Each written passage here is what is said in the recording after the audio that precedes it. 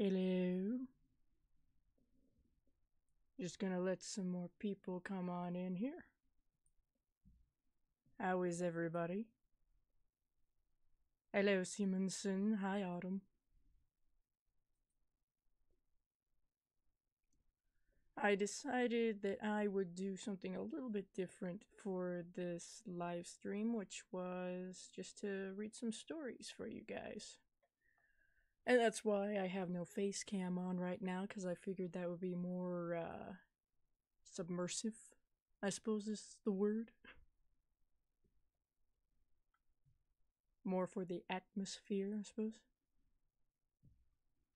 So, let's just take a moment to let anybody else who is just being notified that this is going on come in. And I will tweet this out real quick.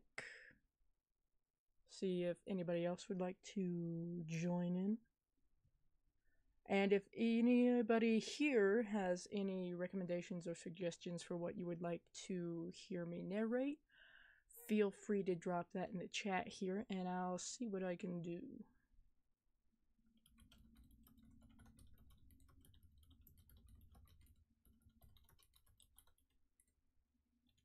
And just for fair warning for everybody, you're gonna hear me fuck up quite a lot, I imagine. Because unlike my narration videos, this is live and I have a tendency to stumble over words and not pronounce things correctly or get stuck. So I apologize in advance for that. Hi Ben, how are you? Whisper. Okay, I think I've heard of that. I'll see what I can do for that. Mostly, I think what I'll be doing is kind of short, scary stories and possibly some no sleep. I don't necessarily want to do anything really, really long because that's where I tend to mess up quite a bit. Plus, I don't know how long I'll be going here for, but I think maybe a couple hours. Maybe 2 hours? I don't know, we'll see. We'll see how things go.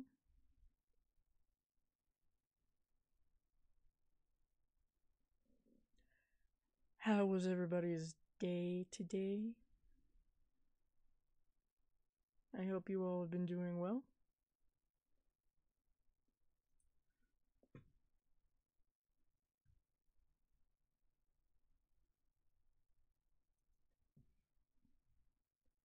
Thank you, Simonson. Yes, I have a tendency to mess up quite often, but that's the joy of editing, so you guys don't have to deal with that for a couple hours in one video.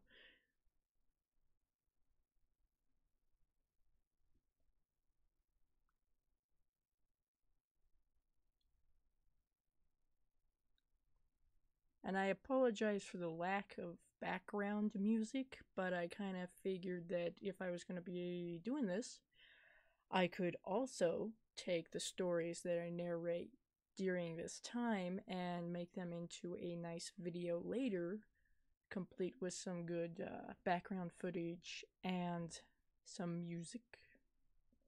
So kind of serving double duty, I suppose. Yes, I know, she said duty. Just a chill Saturday, that's good. I appreciate chill days.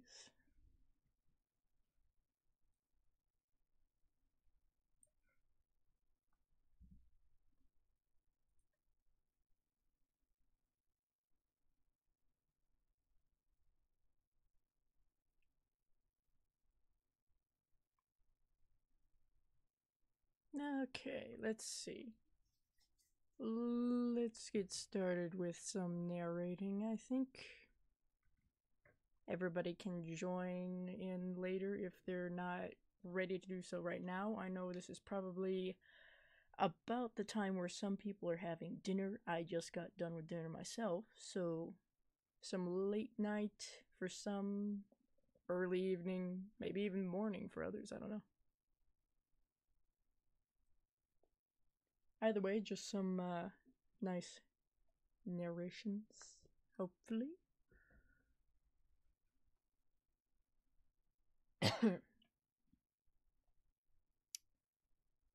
I think I'll start with this short story here. Most of these are going to be coming from Reddit, by the way. But I think I'll start with this short story that was written by Bill or George called Tonight I'll Sleep. And we'll go from there.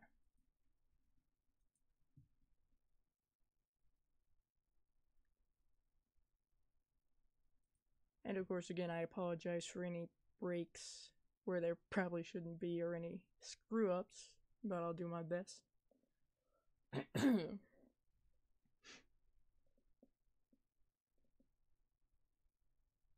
1:40 a.m. The wife and kids sleep. I get out of bed, remove my t-shirt and sweats. I dress, go to the garage. Embedded under one of the legs on my workbench is the key to the storage unit. Retrieve it. Grab a 6-pack out of the fridge, put it in the back seat. I get in my car, back out onto the street, and go for a drive. I find her walking along 17th Street, towards Sycamore. 20 or so. Maybe walking back from studying, hanging out. It's a college town. It's not too terribly late at night. She probably feels safe. Pull over, window rolled down. I ask if she needs a ride, expect her to turn down the offer. She opens the passenger door and gets in. We drive off. Where are you headed? I ask. Avery Apartments on Juniper Street. Okay. What about you? She asks. What about me? Where are you headed? Hypodermic is primed and ready to go. Have it in the side compartment of the driver's door. A route to the storage unit completely circumventing the traffic cameras is already in my head. The table, the chains, the tools, the chemicals. Everything at the unit is all set up, waiting for me. I gesture to the beer in the back seat. Beer run. Hanging out with my brother made a quick drive back to my place to get some libations. Approaching Juniper Street. We hit the final stoplight just as it turns red. The car halts. I slowly reach down, grip the hypodermic. Now or never. I always feel like kind of a sucker, stopping at red lights late at night. The girl says. I hesitate. I'm not sure why. It's enough to remove me from the necessary mindset. Suddenly I'm back where I was 3 weeks ago in the park with the blonde. 8 months ago. Behind that bar with the mixed girl. 2 years ago near the river. 3 years ago at the motel. Back in college next to the train tracks. All the times I've come so close. Then abrupt as lightning, my brain registers my rapid pulse. My sweaty palms, my tense breathing. Green light. I drive. Thanks for the ride, she says, as she climbs out of my car after we pull up to the gate of her complex. No problem, I say. Enjoy the beer. I will. Door shuts. I turn around at the end of the street. Drive home exactly the way I came. Pull into the garage, put away the beer, the key. Change back into my t-shirt and sweats. I climb into bed. My wife barely shifted. I think of the beautiful fluorescent lit storage unit. I think of my tools and my table, my chains and my chemicals, waiting for me, disappointed. Yet another bust. Some night, I'll put them to good use, I promise myself.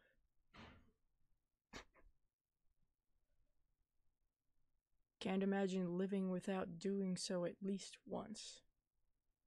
Some night I will, but tonight I'll sleep.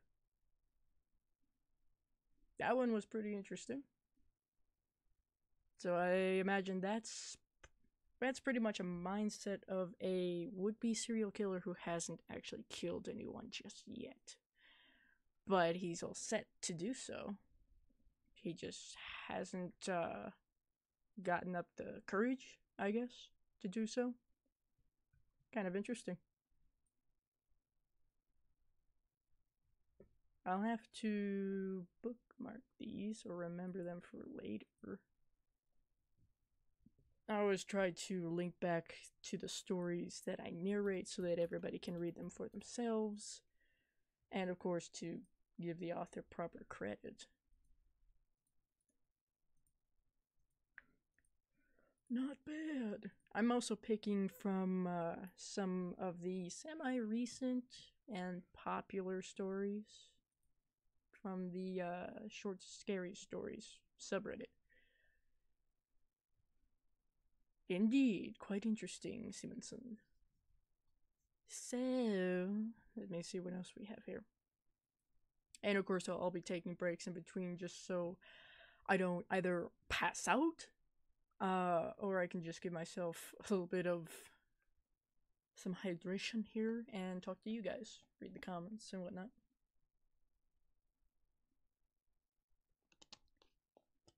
And I'll be attempting to get to as many suggestions that you guys have as possible.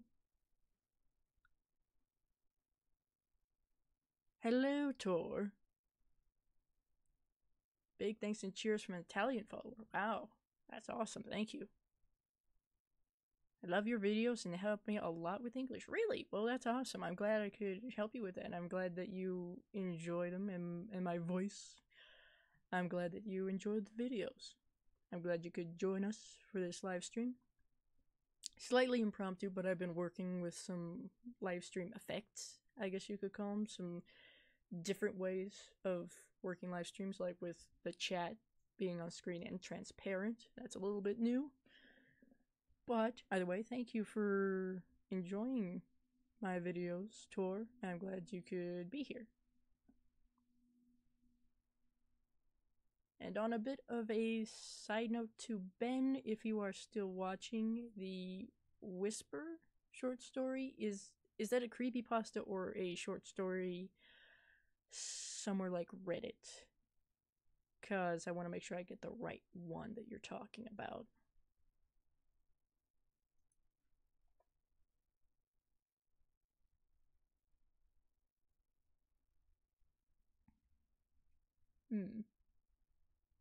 Okay.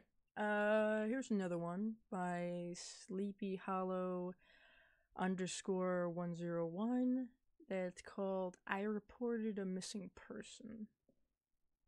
Sounds interesting, seems rather interesting, doesn't look like it's too thick with text, so to speak.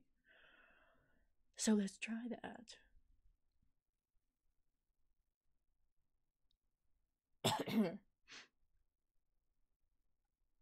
911, what's your emergency? I hesitated on the phone, all of a sudden a little shy. I had never called 911 before, and talking to new people always makes me antsy. I wish Tom were here. But of course, that's why I was calling. I took a deep breath, cleared my throat, and answered. Hi, my name is Terry Millerson, and I'd like to report a missing person, Tom Smith. And how long has... I'm sorry, what was that name? Tom Smith? No, I mean, what did you say your name was? I sighed impatiently. My name is Terry Millerson. Look, Tom hasn't been home for over 12 hours. That may not seem like a lot, but that's a very long time for him. He never goes away that long without telling me when he'll be back. So can you just... Miss Millerson, can you tell us your address? I paused, uncertainty creeping in. Why do you want me to know... Fuck that up, excuse me. Why do you want to know my address? Miss Millerson, do you know where you are? I covered up my embarrassment with a bit of bluster. At home, obviously.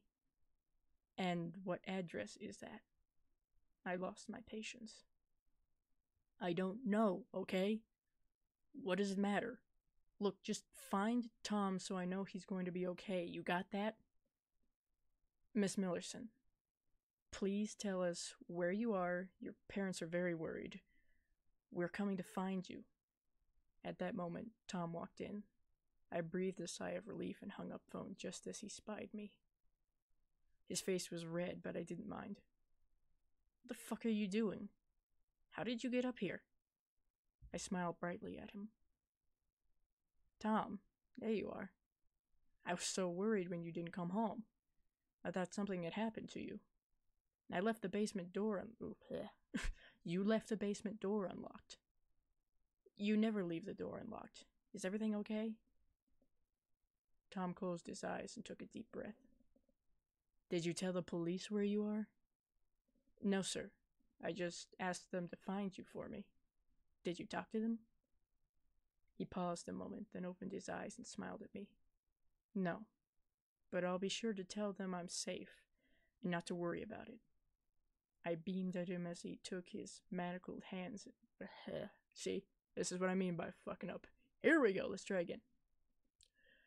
I beamed at him as he took my manacled hands in his, running his thumbs across the metal. He always does that when he's being sweet. I didn't like it at first, but I love it now. I love a lot of things about Tom now. Come on, sweetie. Let's get you back downstairs, Yes, sir, I said happily as he ushered me down towards the basement. Ugh. Okay. So that's kind of one of those twists that I actually like. Because the story makes you think it's going this way, and then it kind of reveals that it was going the opposite direction. So, of course, that was I guess a kidnapped individual, a kidnapped girl, maybe, who was being held captive by this guy that she was actually reporting missing. But turns out he wasn't missing. She's the one who's missing, and the police want to find her. So that's interesting. I like that one. That one wasn't too bad.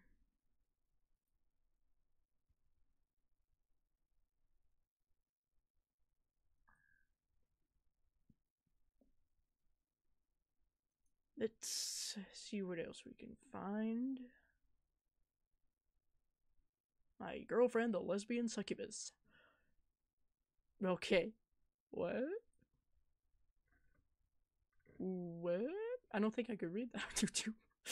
If that's what I imagine it to be, I imagine YouTube will come down with its mighty hammer once again and kick my ass. So let's not do that. Let's see what else I can find here.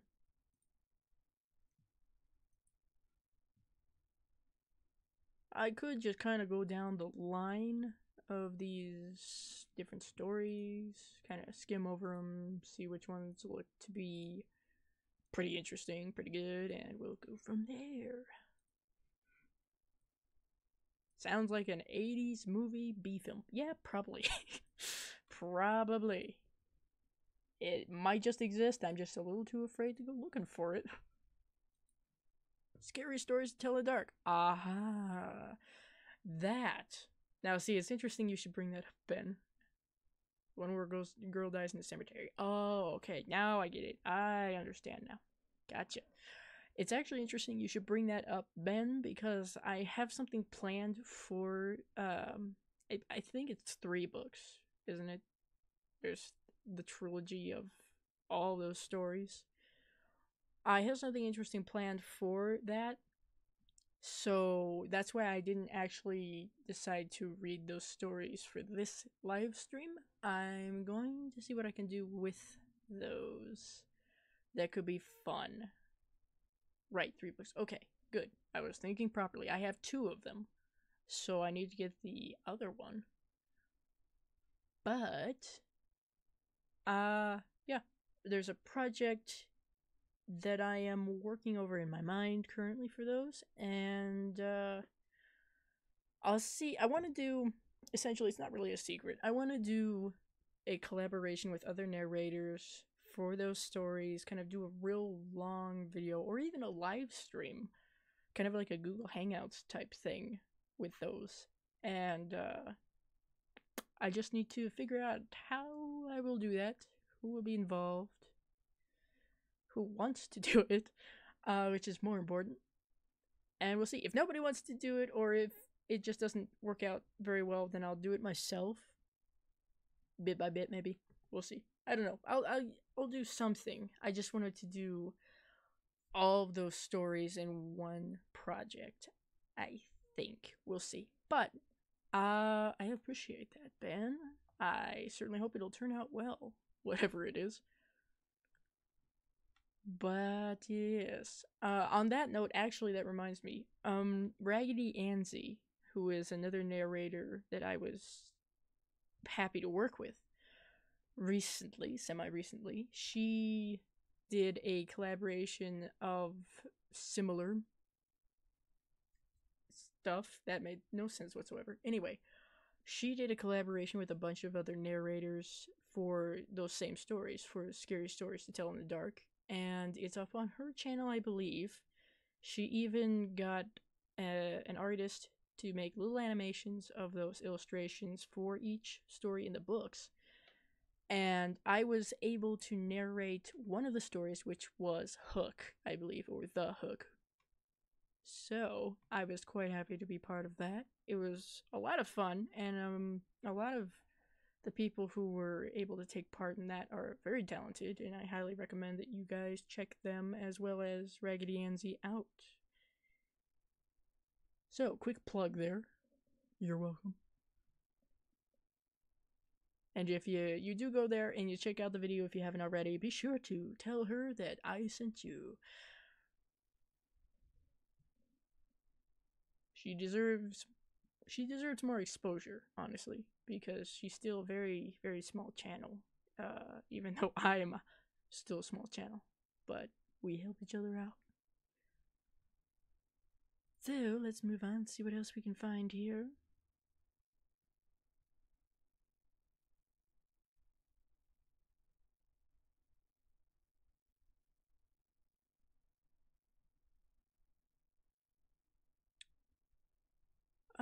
We could try that one. Let me see. There was a website called Shadowlands that was a great place to read ghost stories that were submitted by users. Really? Don't know if it's still up. Used to sit there for hours reading stories from there. I can understand that. I've spent a lot of time in subreddits and even other websites designed specifically for scary stories. It's always fun. I enjoy reading the spoopy stories. Let's see if Shadowlands is still a thing. Not the movie, that's different. The website of some sort, my friend. Work with me now, Google. Maybe.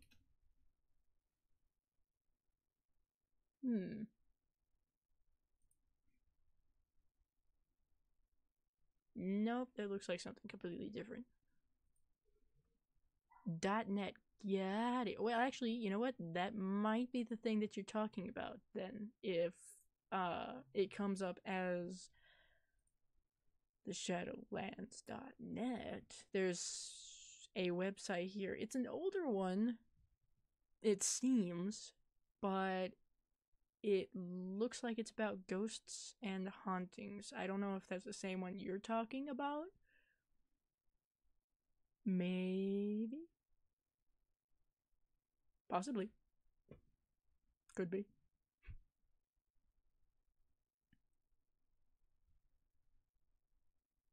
Apparently, it's a place where people share their stories, so that could be it.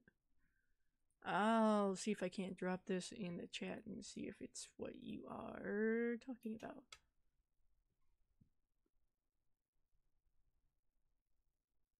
Because if so, looks kind of interesting. Something to check out sometime, perhaps. Aha, we have found it. Excellent. I'll check that out. That looks rather interesting. Thank you very much, Simonson. Always glad to be able to check out some new stuff when it comes up, when people suggest it.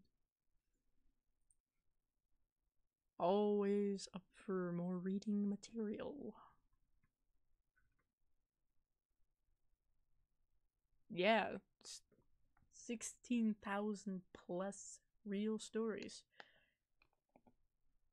Always interesting when you got real stories going on. Especially when they are creepy, scary, or otherwise unnerving in some sort of way. I always kind of go under the assumption that when someone says, this is a real story, this is something that is horrific and real and it actually happened, unless there is like news articles and whatnot to go along with it, I suspend just a little bit of not believing it, just in case. I certainly am not one to believe everything that I read, hear, or see, or whatever. But I just go under the assumption that people are indeed telling the truth when these are real stories. Like the let's not meet stories.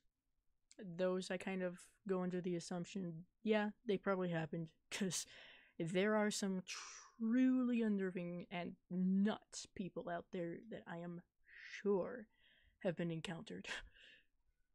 But anyway, that's a little snippet of my view on some of those stories. So, proof is always needed, yes, it is certainly appreciated. But either way, if it's entertaining, I suppose that it's not such a bad thing. As long as it's not hurting anybody, including whoever wrote it, then okay. So anyway, let me see here.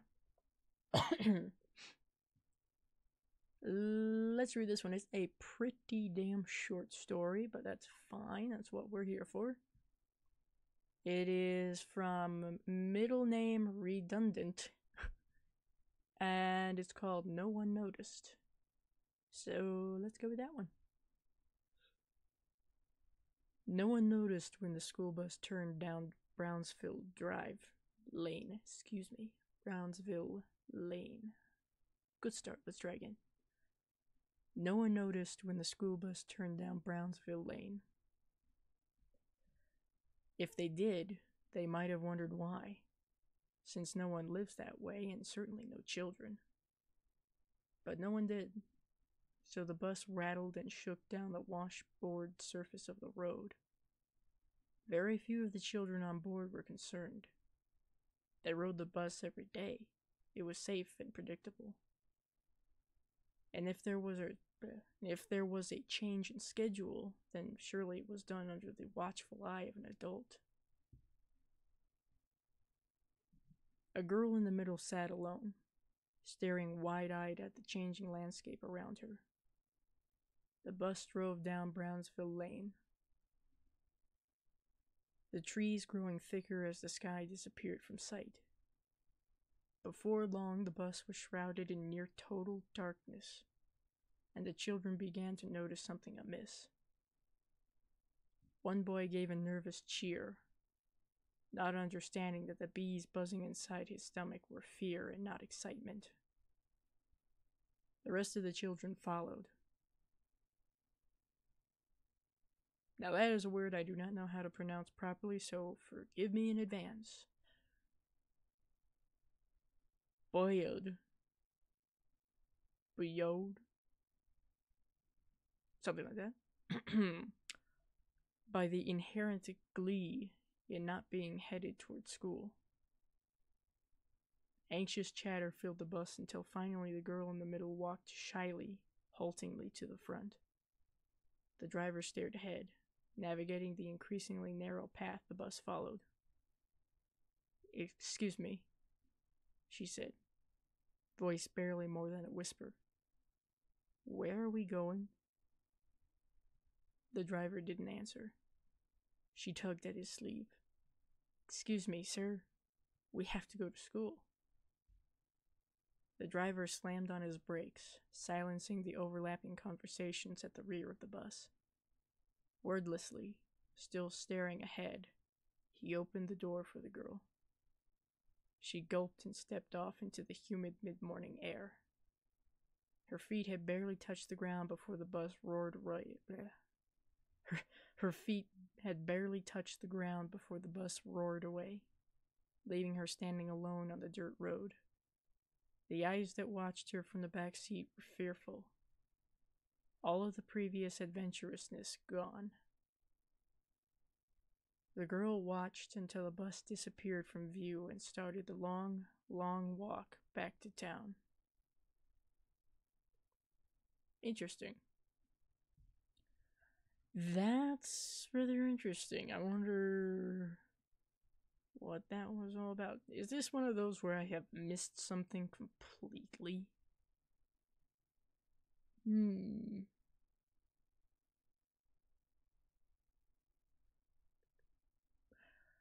Someone in the comments there has said that the one girl who was spared was the one who was smart enough to ask to be allowed to go to school. So it kind of goes along with what I thought it was going with, which is all these children on the bus are going somewhere to die, and the girl survived because she was asking where they were going, and she was supposed to be going to school, so she was let off the bus. Interesting. I was actually picturing that part of Trick or Treat where the kids on the school bus were pretty much driven off of the cliff by the bus driver. That was interesting. Not bad. We'll save that one.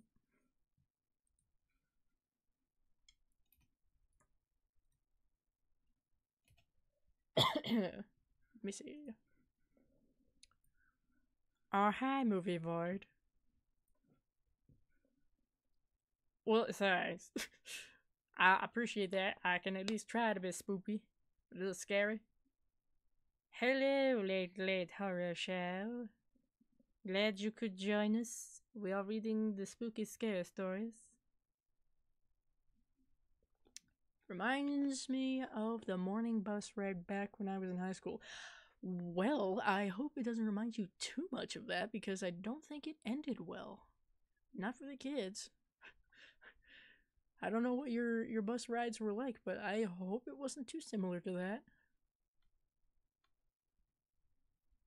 Yeah, see, trick or treat.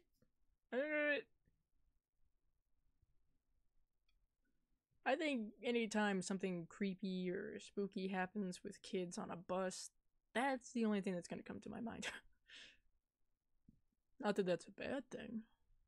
I don't know about anybody else, but I like Trick or Treat. If for no other reason but little Sammy.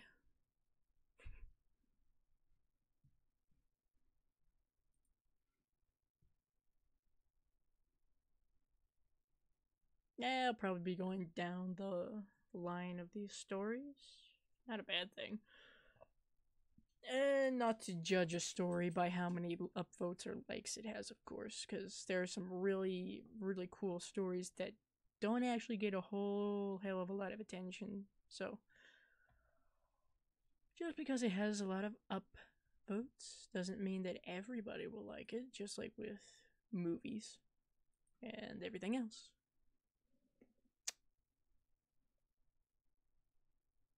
Yeah, I don't think either case of a bus ride with kids in horror or scary situations really ends too well. Another example of bus rides that have not ended well would be Nightmare on Elm Street 2. Just a country bus ride. Okay, so it was a little bone shaking, shall we say? That was a pun? Yes, it was. I'll slap myself for that later. Anyway. Yeah, no, not a lot of scary bus stories. Unless you are specifically looking for them, in which case you might find a few. But that's an interesting subject all on its own.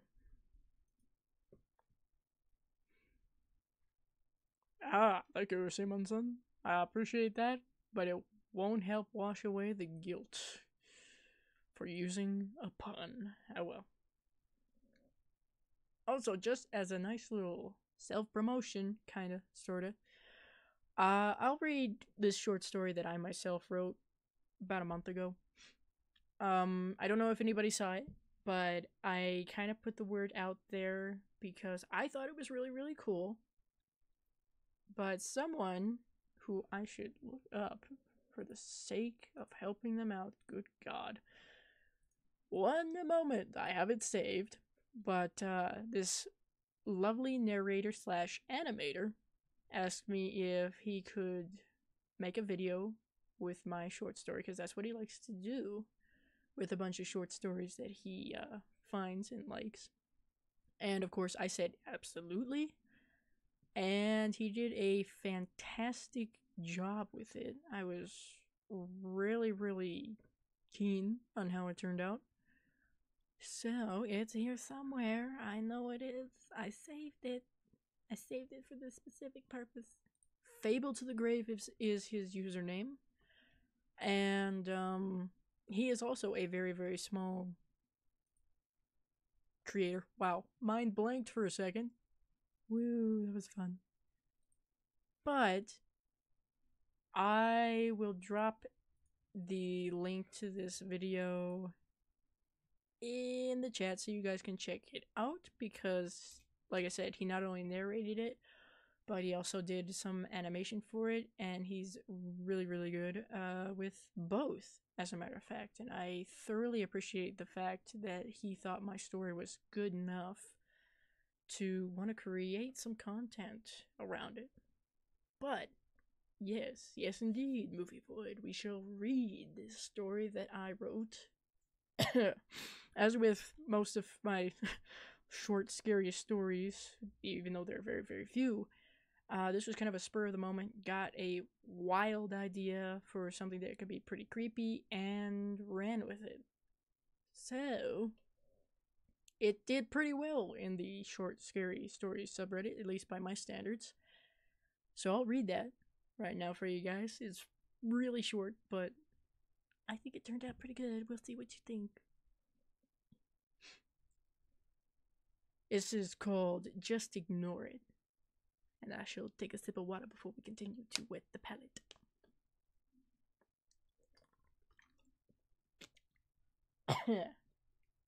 Right. Sometimes I'll hear soft tapping against my window. It's not the wind moving a branch or anything like that. I know exactly what it is, but I refuse to approach my window to peer outside. I just try to ignore it. It's usually too dark out to see anything properly anyway. Eventually, it'll stop, and everything will go back to being quiet. Even after countless times, it's still so disconcerting. The repeated and rapid tapping against the window. It's so soft I sometimes don't notice it at all. I don't blame them for not knocking on the window. They don't want to attract attention. Just ignore it, I remind myself. I'm safe inside and nothing can get in here. It's just a matter of time before they're noticed. Then there will be screaming and the sound of them being ripped apart before they're finally eaten. After that, you'll be quiet again. I just have to ignore the desperate attempts to get my attention to let them in. There you go. That's what the short story was.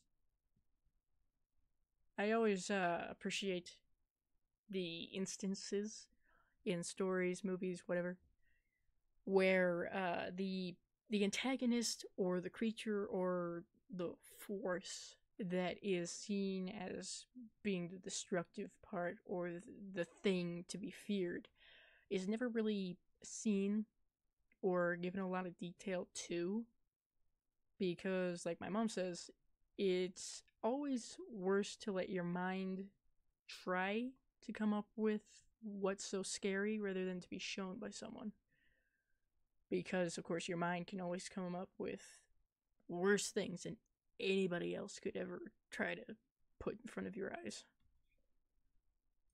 Hello, Nat. How are ya? You want more? That was kind of a minimalistic story. I suppose that's a good way of putting it, honestly. But I've I've taken writing workshops, and one of the things, it wasn't necessarily a complaint.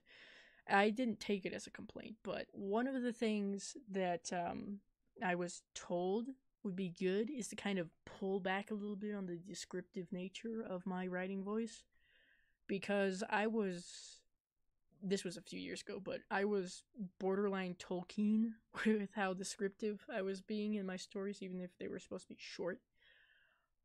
But that's okay, because I'm just throwing these out there. I didn't spend too much time on that one because I feel like I would just lose the special quality that I was working with in short things like that if I were to spend a lot of time with them and refine them and all that. But I'm glad you liked it, and there could be more stories that I'll come up with sometime. I don't necessarily sit down and try to write these stories. They just kind of pop into my head. I'm like, okay, and I have to write them down. So that was what that was.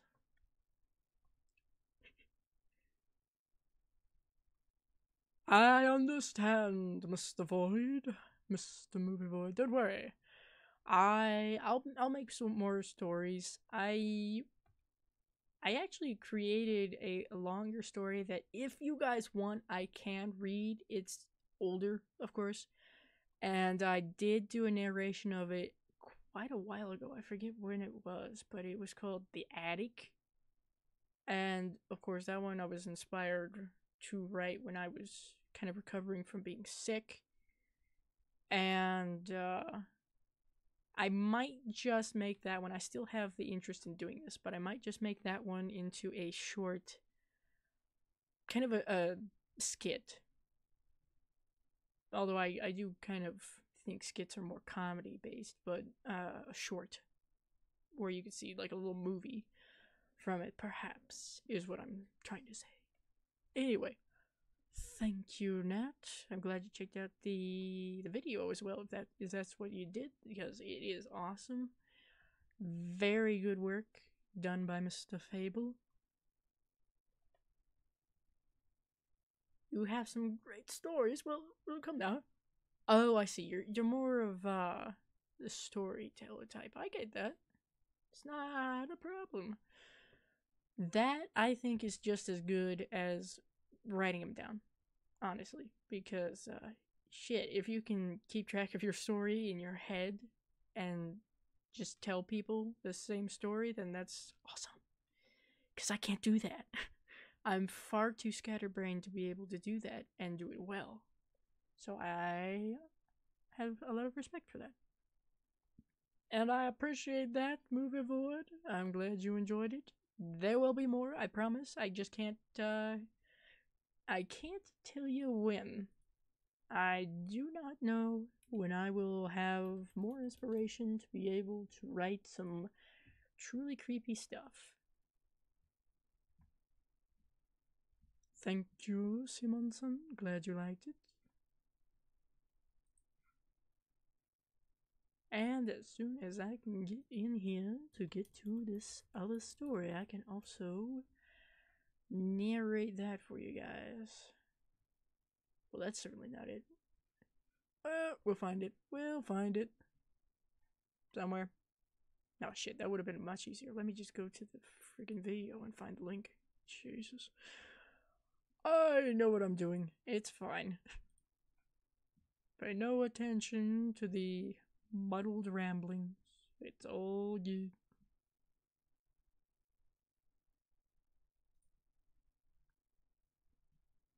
It's around here somewhere. I know it. Come on now.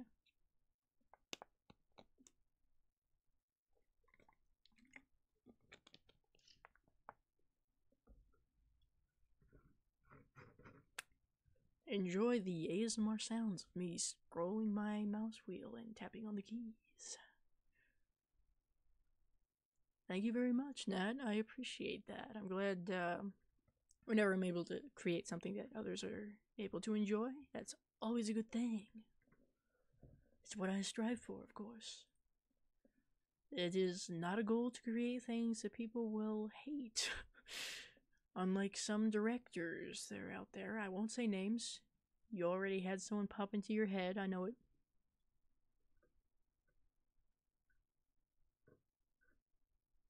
No, that's not it. Moving on. Almost seemed like it was, but that is not it.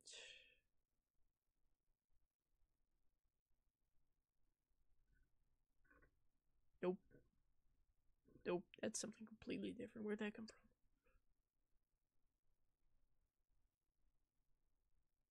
Oh, we'll get there eventually. I did not realize I had done over 300 videos. Well then.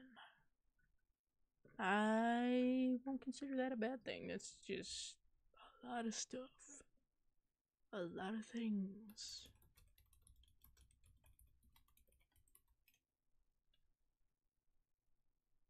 Nope, that's someone else's creepypasta by almost the same name. Not quite, but almost.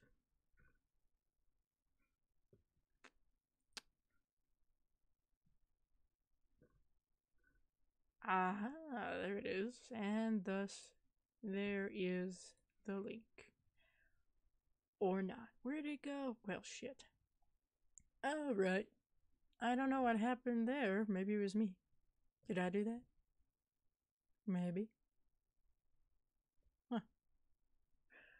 Well, the link leads to a non-existent page, so I don't know what I did with it. I have it saved. I know I have it saved. I just don't know where. Actually, I might know where. Because my organization skills are just on point. Let me get this. Might be on my little USB drive I got over here. So let's plug that in. Bring it up. See if it's on here. Because I have a file for all my writing stuff. There it is. Got it. Okay, nobody panic. We all got it set here. It's almost there. There we go. Yeah, this one is a little bit longer. Not by much, but a little bit. A little more substance. So, if you guys would like, before we continue on with the other, probably better writing that has been put out there, I can read my very first creepypasta / short story, which I called The Attic, if you guys would like to hear it. If not, I will not be offended, and we can keep going. But I'm just throwing it out there for you guys in case you wanted to hear that. Because to my knowledge, I think that's the only other short scary story that I've written. I think. I'm pretty sure. Yeah.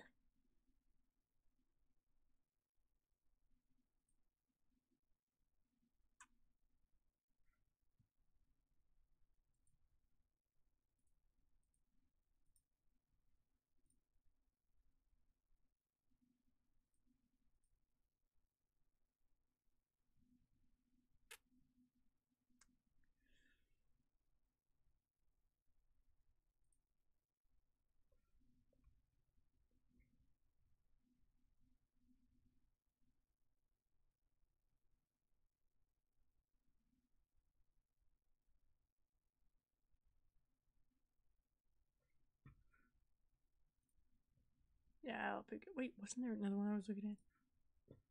Yes. Yes, okay.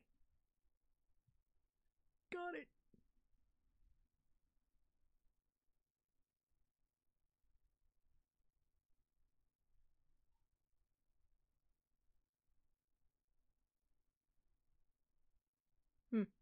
That was a little interesting.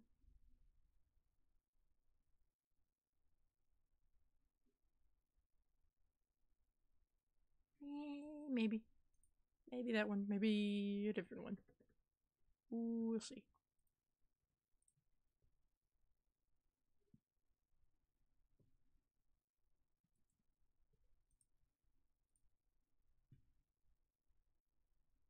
That one is also interesting, so we'll line that one up too. Anyway. Okay, I'll go ahead and read my other story here and see what you guys think. And we will move on with the other short stories. Hello, Elifan. How are you? Glad you could pop in. I am narrating some short, scary stories. Thought I would give some cold live readings for this live stream. Do something a little different. I am about to read this older creepypasta that I wrote, let me see, a number of years ago. I forget when. When did I write this? Oh, it wasn't that long ago. Good God. Just maybe a year ago? I don't know. But we'll see. We'll see.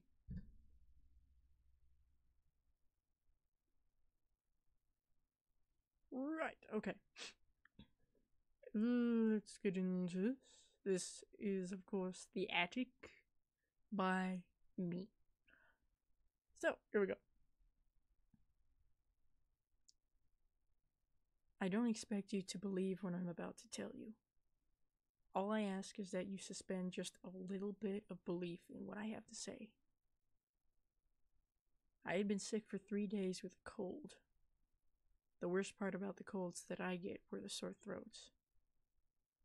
I could deal with a stuffy or runny nose, even a cough, but I hate having to deal with a sore throat.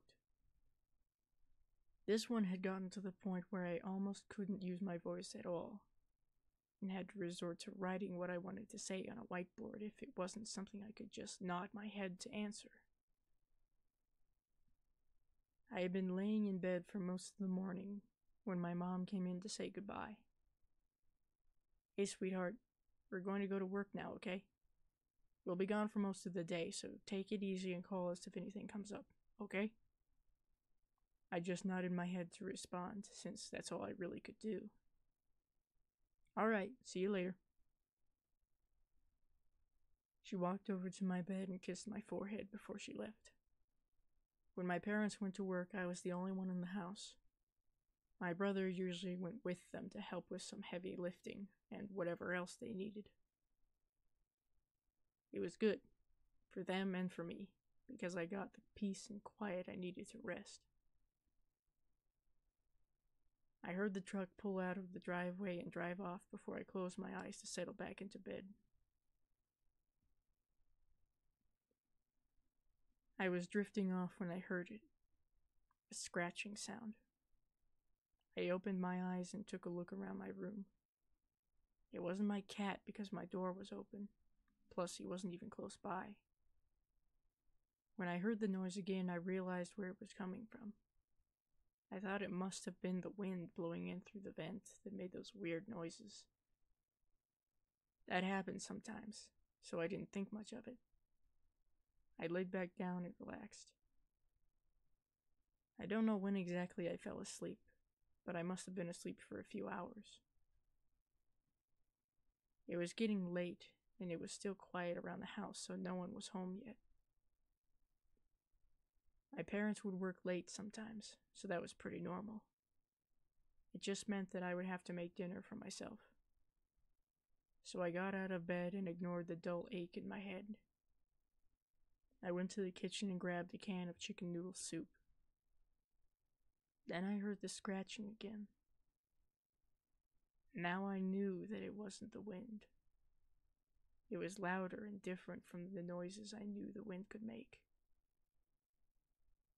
Maybe something had gotten into the attic or was trying to get out. I didn't hear it again for a while, so I went back to heating up my soup. I'd have to tell my parents when they got home so my dad could investigate it. I barely finished the thought before I heard another scratch. Maybe it couldn't wait. I went to the only opening to the attic in the pantry and looked at the door. Maybe it was a squirrel or a raccoon or something. Whatever it was, it definitely sounded like it wanted in. I'd never been up in the attic by myself before, but I needed to find out what the hell was making this noise. I grabbed the flashlight from the shelf nearby and climbed up to the door. I pushed it open and pulled myself up into the attic. There was only one light bulb hanging from the ceiling, so I turned it on. It only helped a little, and I couldn't see the parts of the attic that were further away. I looked around at the area that was illuminated. So far, nothing. I might have scared it off. I actually hope I had. But just in case, I decided to check the whole attic. I turned on the flashlight and started walking around.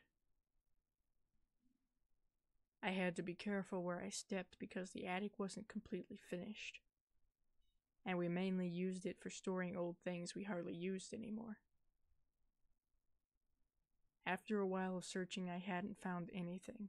No scratch marks, no holes where something could have come in, no mess, nothing. I started to head back to the door when I noticed some movement out of the corner of my eye.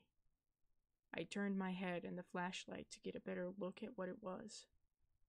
It completely froze once I got a good look. A hand. It was a hand, and it was touching one of the ducts. But more importantly, it was attached to someone alive. I couldn't move any closer, but I did manage to move my flashlight to see who it was.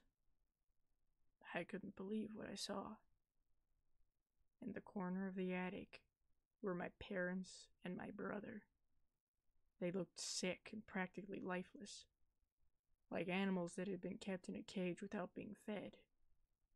Of all the jumbled thoughts that were running through my mind at that moment, one stood out like a blaring sign. If my family had been in the attic for so long, then who the hell was pulling into the driveway now?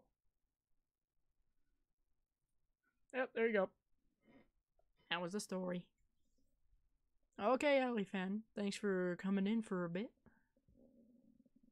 You'll be able to hear the rest, I imagine, because I'll have this live stream up once I'm done, so you can watch it whenever you like, or listen to it whenever you like. Yeah, there you go, Simonson. Ooh, damn! Yeah, see, I had written a majority of it, while I was actually still recovering from being sick, so that's what was kind of funny.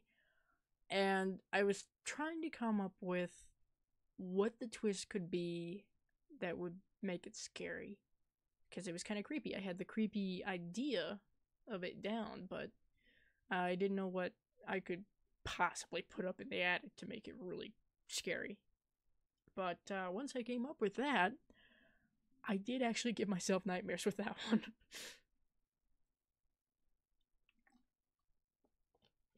So, I hope you all enjoyed that one. That one was actually rather fun to write, not gonna lie.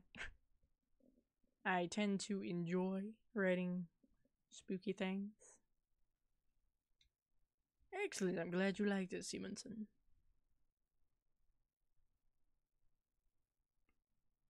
But yes, like I said, I haven't written a whole lot as far as horror stories or scary stories in general. But I will hopefully do some more in the future. But like I said, I don't know exactly when. But fear not, there will be more eventually.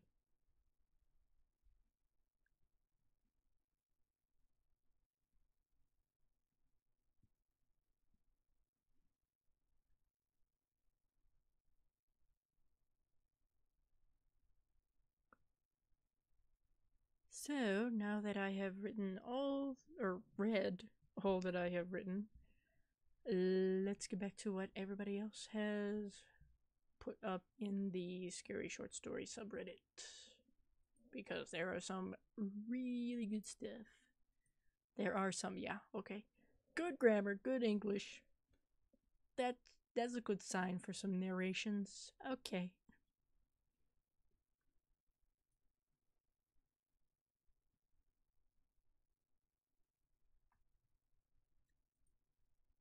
Let's see what we have lined up here. Yeah, let's go with this one. Okay. This story is from Neon Tempo, and it is called A Day Off in Hell. Always a good start when involving hell.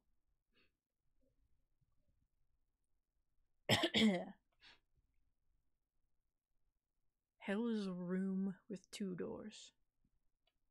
The first shuts behind you as you step inside. It locks into the frame, never to open again. The second door stands at the opposite wall. Solid, implacable, I think that's how you pronounce that word, barrier. Its purpose utterly inscrutable. Up, movie boy, gotta go. Ooh, yeah, 5 a.m. Good luck. I wish you luck. I wish you good sleep.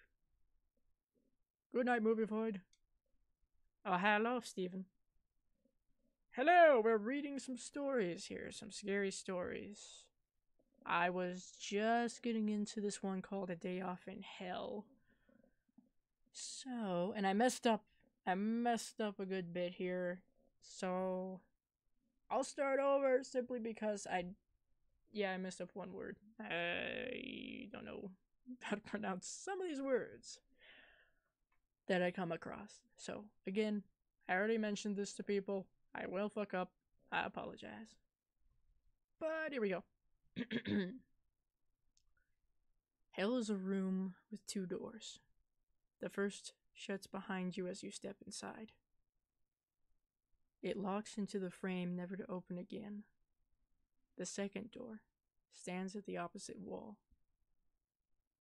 A solid, implacable barrier. Its purpose utterly inscrutable.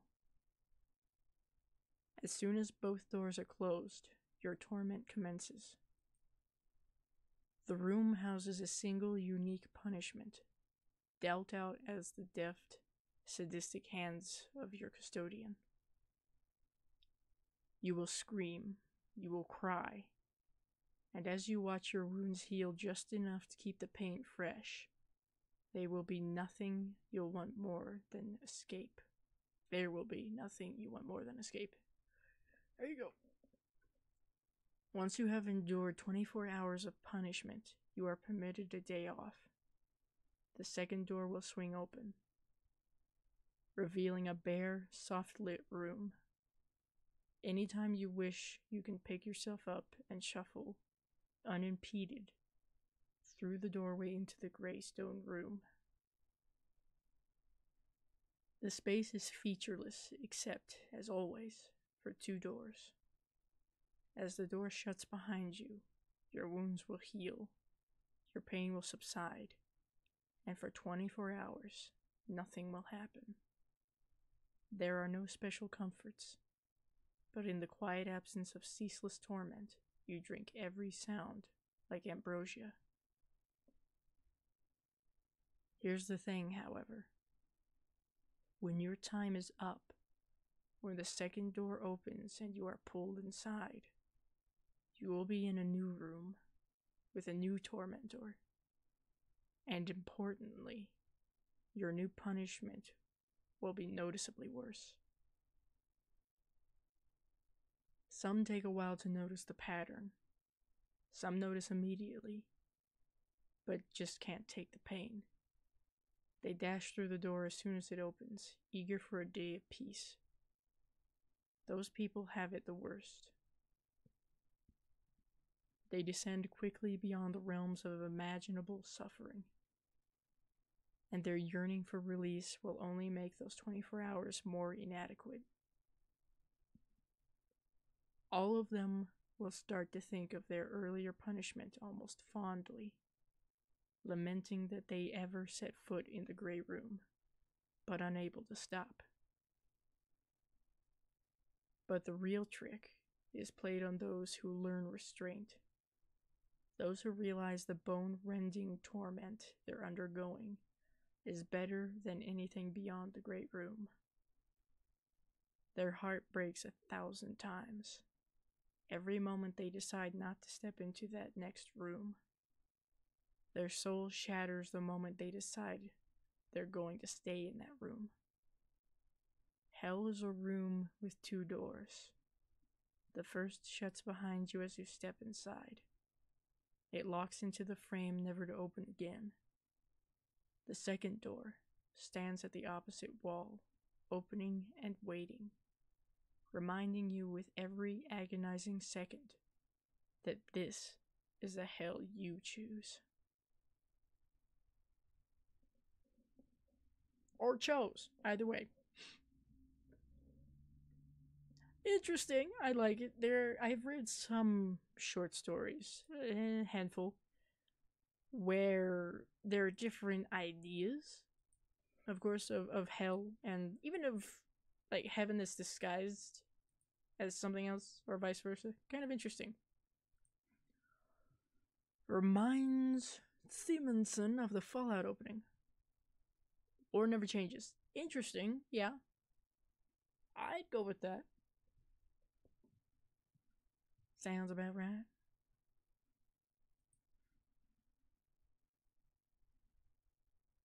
There's one that I had already read. I could do it again, but that's kind of pointless.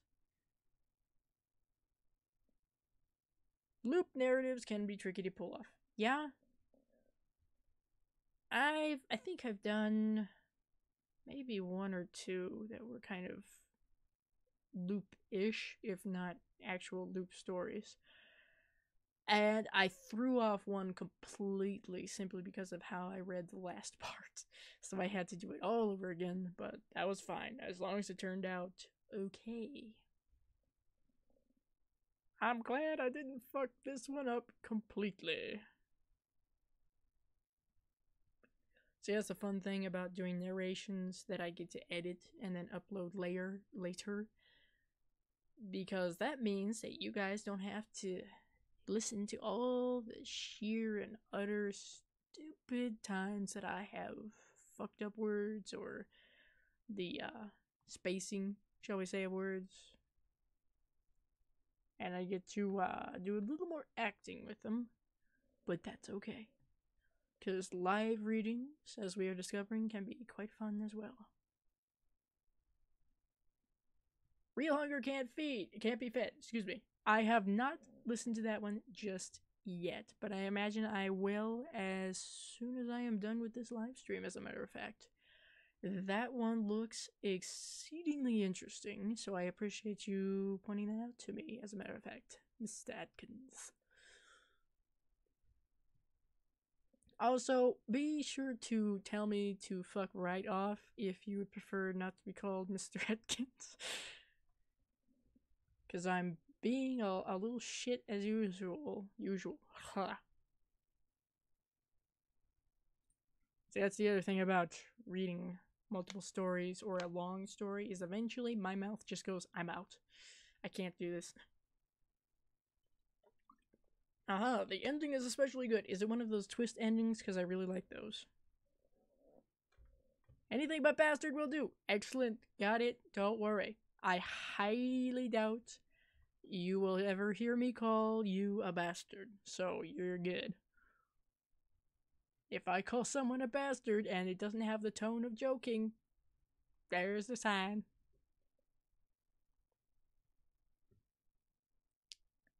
Alright, that. Ooh, actually. This is one that I did not narrate, but my dear friend Mr. Stephen G. Atkins had when we did the collaboration. So, I'll skip that one, I think, because that one's been done. I try not to revisit things that have been done on my channel, at least. Not a twist ending, just resonates in the feels. Oh, okay. The music cues are good as well. Oh, excellent. I like it when narrations have music cues that go along with the story. I appreciate that a lot. And I'm hoping sometime in the future to be able to kind of bring that into my own narrations. We'll see. I did want to try to do a bunch of new things or improve a bunch of things all at once because I know that'll fuck me up. So we're trying a little acting with my narrations now.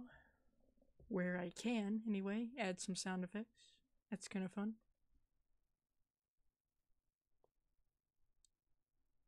How about this one? Let's see.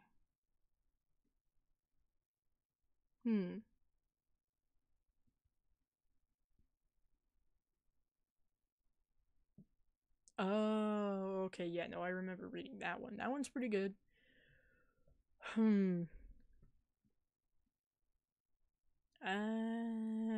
But this one. Huh.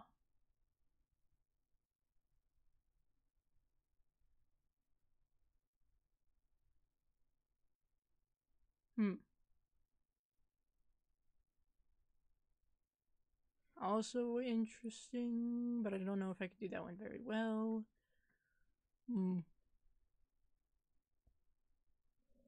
Yeah, I'm sure that being a musically inclined individual with experience in such things can help a lot. You notice a lot more than someone who doesn't have that experience, I'm sure. So I appreciate that. I myself can be completely oblivious to certain things until they're pointed out and then go, oh, that was obvious. Shit.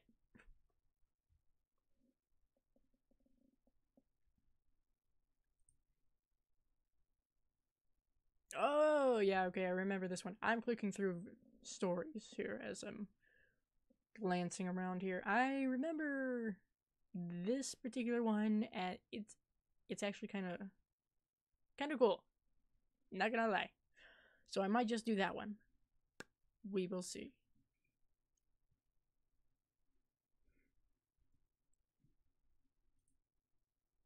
And maybe that one. I don't know.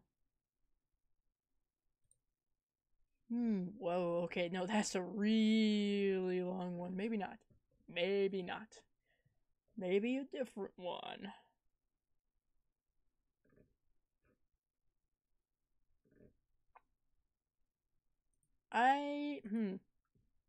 Just as a bit of a side note, it's a bit late in the live stream for this, but still. I'm gonna try to avoid certain stories if they have the warning tags that have things like, child abuse, self-harm. I'm gonna try to avoid those. I try to avoid them in general anyway, simply because I don't want to traumatize anyone or trigger anybody in the actual sense of the word triggered.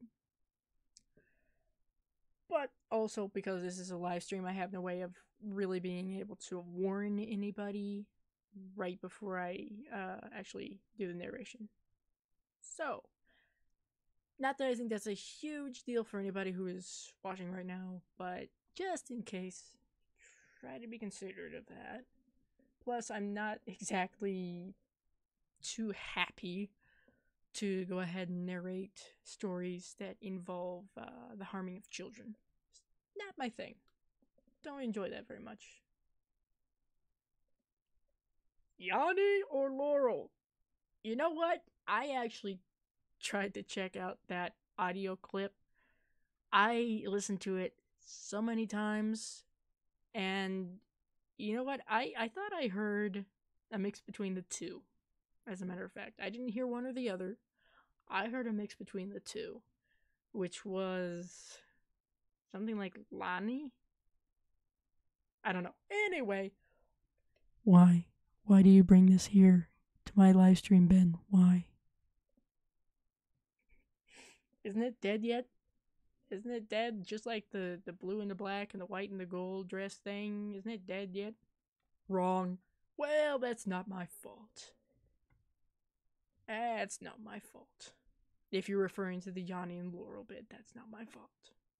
I heard what I heard, and whether it's wrong or not, it's what I heard. Trying to start a oh, don't do that. That I really care, but no, please. If there's anything to fight about in the chat of one of my live streams, it is not the Yanni Laurel shit. Fight about something else. Like remakes of horror movies, I don't know.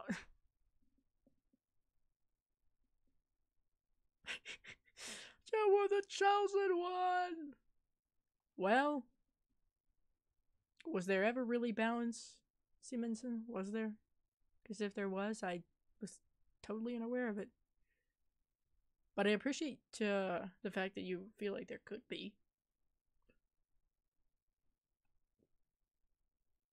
Wow, that's deep, Ben.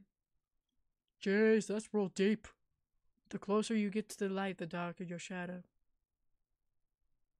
That's some profound Buddha shit, man.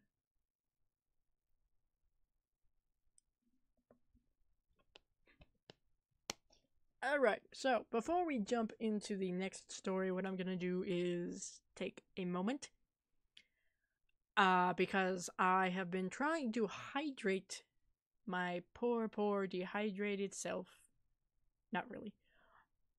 And of course, everybody knows what that entails after the fact. So, for now, I am simply going to leave you guys for a short moment, talk amongst yourselves, and I shall be right back. Yeah, there you go. Answer the question, what song has the best lyrics? I leave it to you because I'll have to think about that. So I will be right back. Nobody panic. Or panic if you wish. Either way. And I'll see if I can bring up this music that I had set up here for this. Speaking of lyrics, there's no lyrics in this, but still. So, be right back.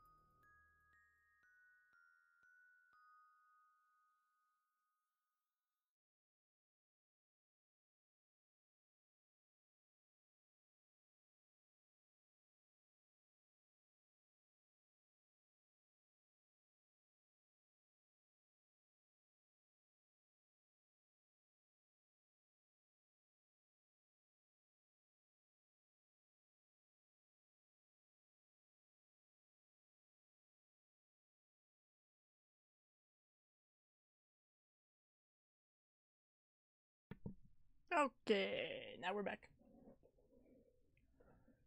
10 points to anybody who can tell me the movie that screen cap came from. Gotta be paying attention now, you should know it.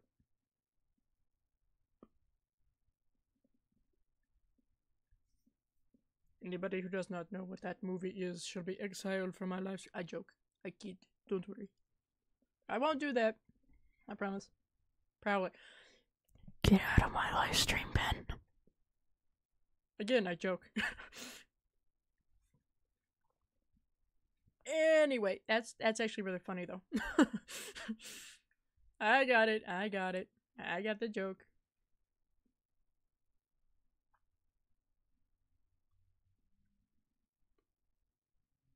Okay, so the next story that I have selected here is from Brad Drac V, or 5 in Roman numeral, if that's what he was going for.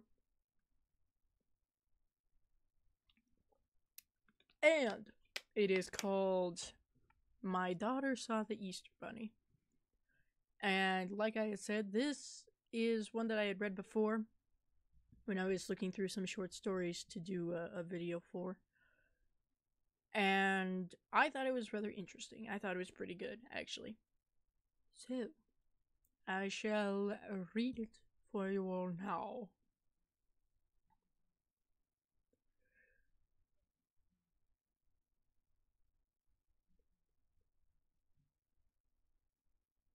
As soon as I get a drink, though.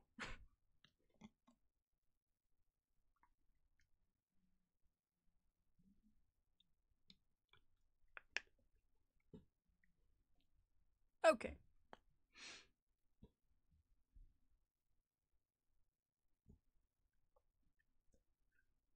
Menopause? I blurted out, nearly punching the doctor in the face. He nodded, silently referring to my medical file.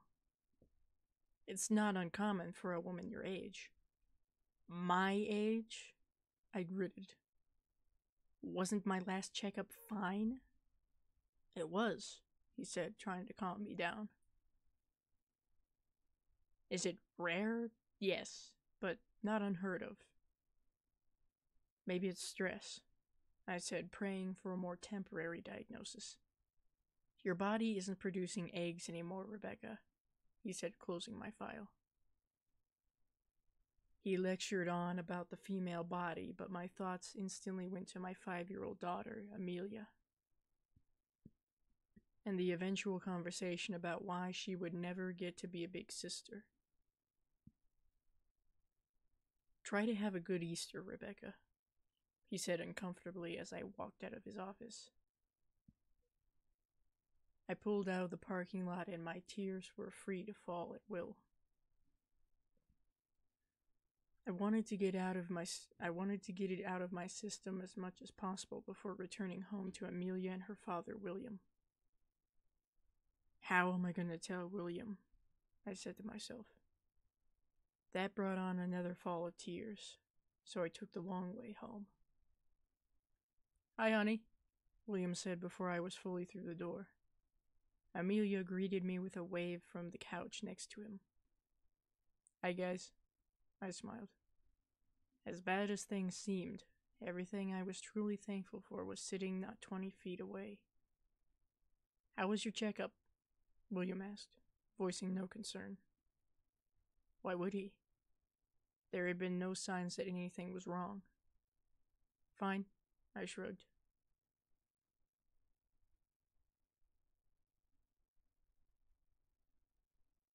Ams here was just telling me an interesting story, he said, holding back a chuckle. Is that right? I said, sitting on the love seat.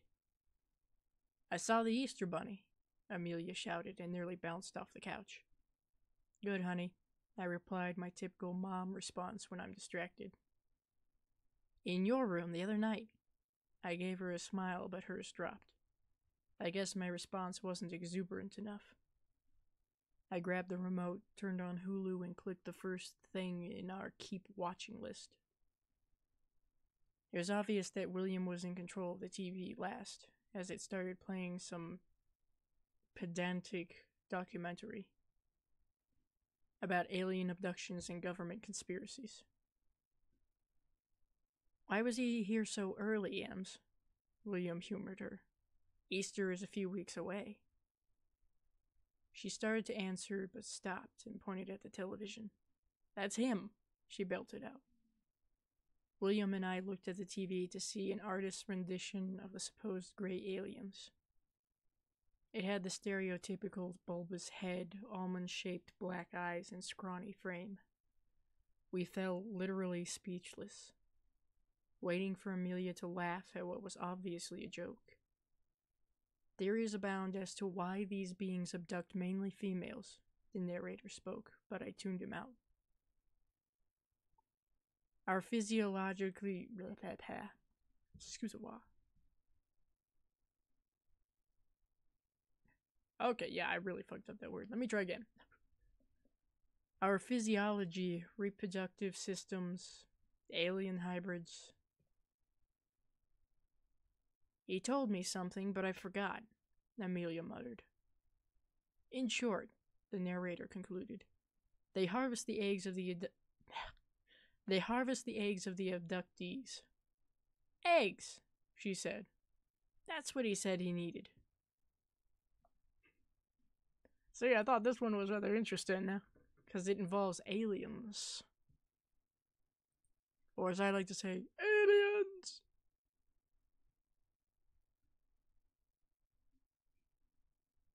I think it's rather funny that it leads you into this idea that what we're going to be introduced to is some sort of monstrous bunny thing that the daughter saw, or something horrific, I suppose. But instead, the answer is indeed, in this case, aliens.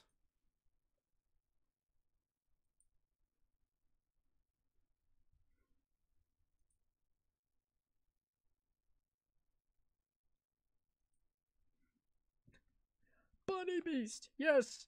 You know, evil bunny beasts. They deliver eggs to small children, I guess.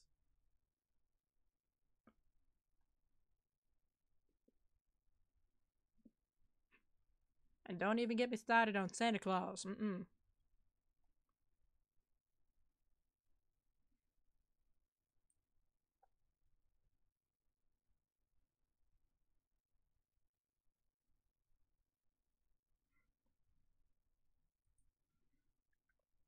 Oh, short story called Roleplay. Let's just skip right over that one, shall we?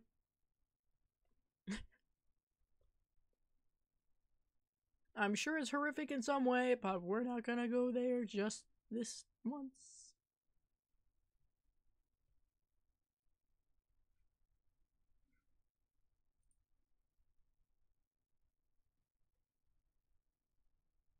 No. Nope. I have already read that one in a video before.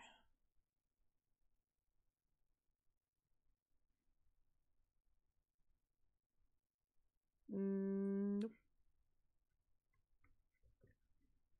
Well, I don't know what kind of story would have the title of In the Mound, but we're gonna see.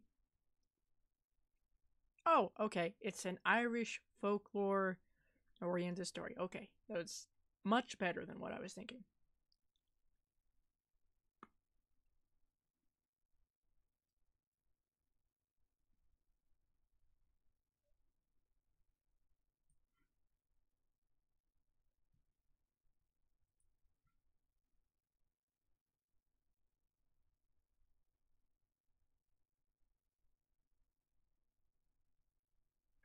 Might do that one.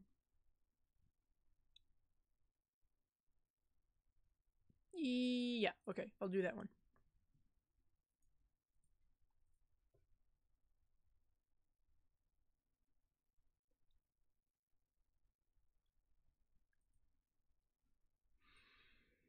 Okay.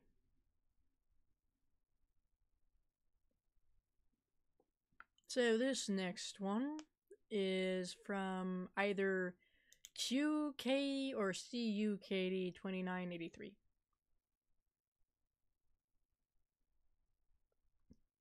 And it is called Side Effects.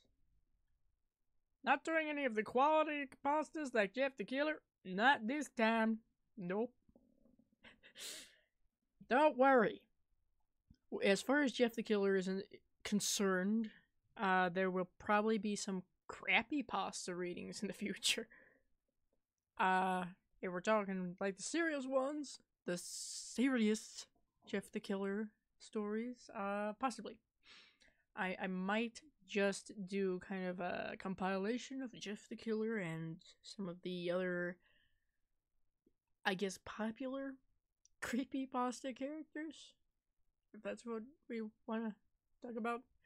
Just please, for the love of the gods, do not make me read any of the Jeff the Killer / reader stories. Please, I beg of you. That's a different kind of horror right there. I don't want those nightmares.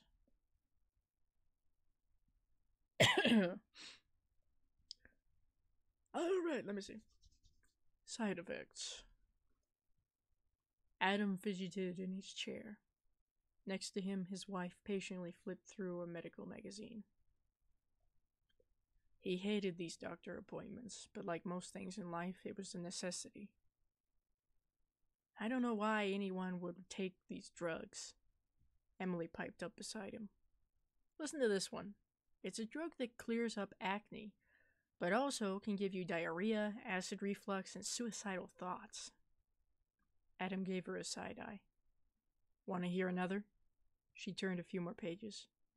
Okay, this one takes care of your migraine, but in its place can give you dry eye, hypertension, and diarrhea. Why is diarrhea always a side effect? Adam snorted, and an older woman in the waiting room frowned at him. He quickly cleared his throat. As if on cue, a nurse opened the door to the waiting room. Adam Reaver, Dr. Watts will see you now. The two followed the nurse through the door, down the hall, and into an exam room.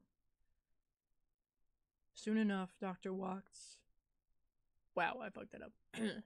Soon enough, Dr. Watts knocked on the door. They exchanged pleasantries before getting down to business. So what brings you in today? I'm having some trouble with the medications you put me on. With the Somnivar? Dr. Watts asked, looking over Adam's chart. When did this trouble start? Adam furrowed his brow and looked at Emily for help. She turned to the doctor. About 3 weeks ago. Is it not helping you sleep? No, it's making me hallucinate. Dr. Watts studied Adam with some concern. How do you know? I'm seeing things that I know aren't there. Like I walked onto the deck yesterday and there was this huge white deer in the backyard. And when Emily came out, she asked what I was looking at. I told her and she looked at me like I was crazy. She said there wasn't any deer there. Anything else like this happen? Yeah, a few more things. That's why we came in today, to see how concerned we should be. Dr. Watts smiled reassuringly. Don't you worry. We're going to figure out what's going on. The doctor stood and went to the door, leaving the nervous couple alone. Once in the hallway, he immediately found the receiving nurse and pulled her aside. Mara, I want you to cancel any subscriptions for Somnivar for Adam Reaver. Effective immediately. Also, please call an ambulance to take him to the hospital. I can do that. What's wrong? The drug is making him hallucinate. Hallucinate what? Emily. He believes he's seeing his late wife. There you go. See, that's one of those kind of twist endings. You kind of see it coming, but it's not bad. Unfortunately, it seems like quite a few stories kind of go with the whole they're seeing dead people twist ending. But sometimes it works. So that one wasn't bad.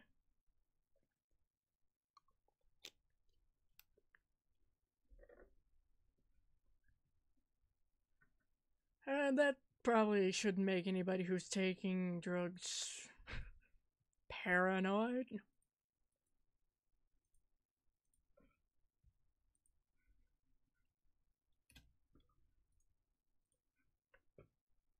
What a twist! I know. Let me see. Please don't. Jeff the Killer is literally equivalent to a dumpster fire. You're not wrong. I'm sure when he probably came to be way before I was actually into the whole horror thing, as many things did.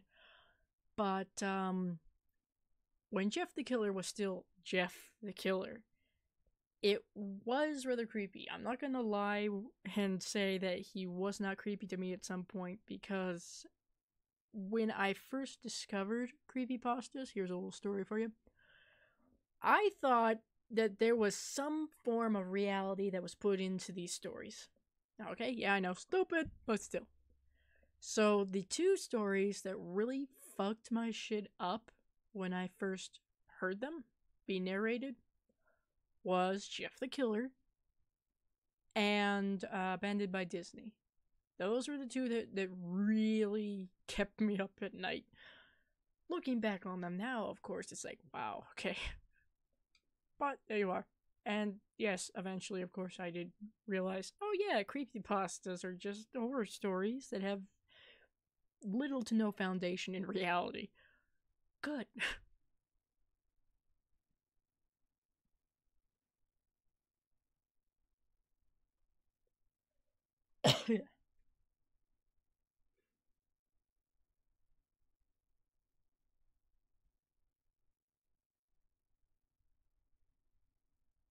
Hmm.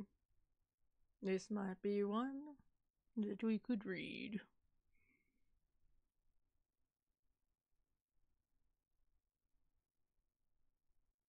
Hmm. Maybe? Yeah, okay, I'll go along with this one. This was written by Mad or Made V. Again, maybe V, maybe Roman numeral, who knows? Yes, it is, of course, the first ones that you come across that do stick with you. Yes, of course, after the fact, after all that, I have come across some other creepypastas or horror stories that are truly and deeply creepy, scary, unnerving, whatever you want to call it. More so than those were, but still. At the time, it was quite unnerving. So, this is called Repeat, Repeat, Repeat. Probably kind of gives away part of the story, but that's okay. Hopefully, it will make up for that. At first, I was scared, but then I started to enjoy it. I mean, what would you do if every morning you woke up to the same radio talk show about Trump's hair? The same rainy day and the same old man tripping on the loose rug in the hall. That was still funny even on the 12th repeat. You would have some fun, right? Because that's all I could do after the hotel trapped me. The hotel everyone warned me not to go to. I should have known from the way the receptionist... But I digress. At first I was scared, confused, and most of all lonely. I tried everything to break the curse. I went to sleep in another bed. I drove as far away as I could. I even killed myself. But every morning, I wake up here. Every morning is the 16th of July. I started having fun. At first, I laughed openly at the old man who tripped, not worrying about the non-existent consequences, and continued my day in a similar fashion. Then I started going further, enjoying the freedom to do whatever I wanted. I've stolen cars, robbed stores. I don't mean to brag, but there aren't many women left in this town that I haven't managed to seduce. After a few attempts, of course. The world was my bitch. I could do whatever I wanted, to whoever I wanted. The old man was always my first target, though. The first victim of the day to get me in the mood for some mischief. I saw what would happen if I knocked the tray out of his hands. He gave me a death stare. A week later, I punched him in the gut. A few weeks after that, I shoved him down the stairs. The sound of his bones crunching sent delightful shivers down my spine. Fuck him, and whatever has me trapped here. The day after that was different. When I opened my door, the man was not walking down the corridor about to trip on the rug. He was standing at the end of the hall, staring at me. I rushed past him to see if I had broken free, but everything else was still the same. The next day, he was staring at me again, only this time, he was standing closer. I yelled at him to fuck off and left. The next day, he was closer still, and closer, until one repeat I woke to him standing in my room staring at me. I started beating him, stabbing him, strangling him, anything to try and get him away. But every morning he got a little closer. Every morning his face got a little angrier. And now here I am. I deserved this. Every day I awake to darkness. I can't breathe. There's a pillow over my face. I've lost count of how many times I've died and reawoken. I thrash and squirm and panic, but his strength is too much. Is this hell? Interesting. Interesting twist. I think whenever someone incorporates the idea of I looked away and looked back and it's closer, it can be pretty creepy. If it's done right, it can be pretty creepy.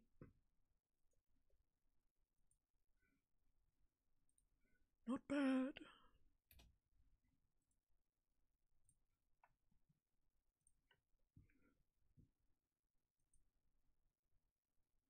Yeah, like the cat videos. There's too many! There's never enough. You gotta do those cat videos just right. Then they will go viral. What you need first of all is a derpy looking cat, okay? That sounds like I'm attacking Bub. I'm sorry. I'm not. I would never throw hate or shade at a poor cat.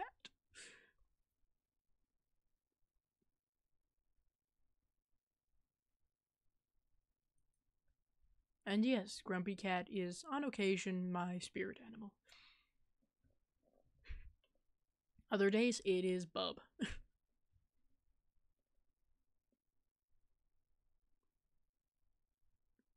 Indeed, cats are absolutely awesome.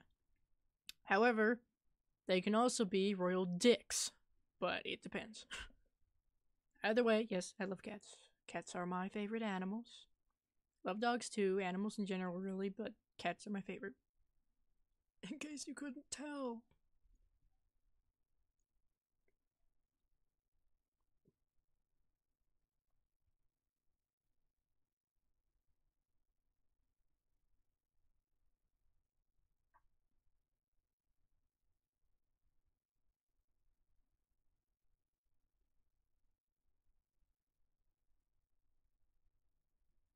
Okay, maybe this one.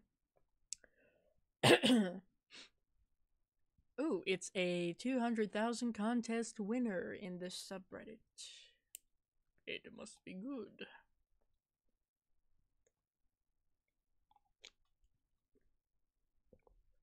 Let's see. By Mr. Michael Squid. We have, my child's first words were not mama. Okay, let's see. Let's see where this goes.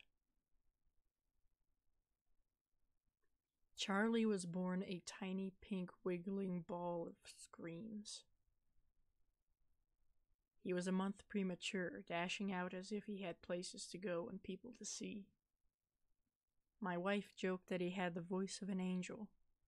His harsh screams could strip paint off of walls and fine hairs from inner ears.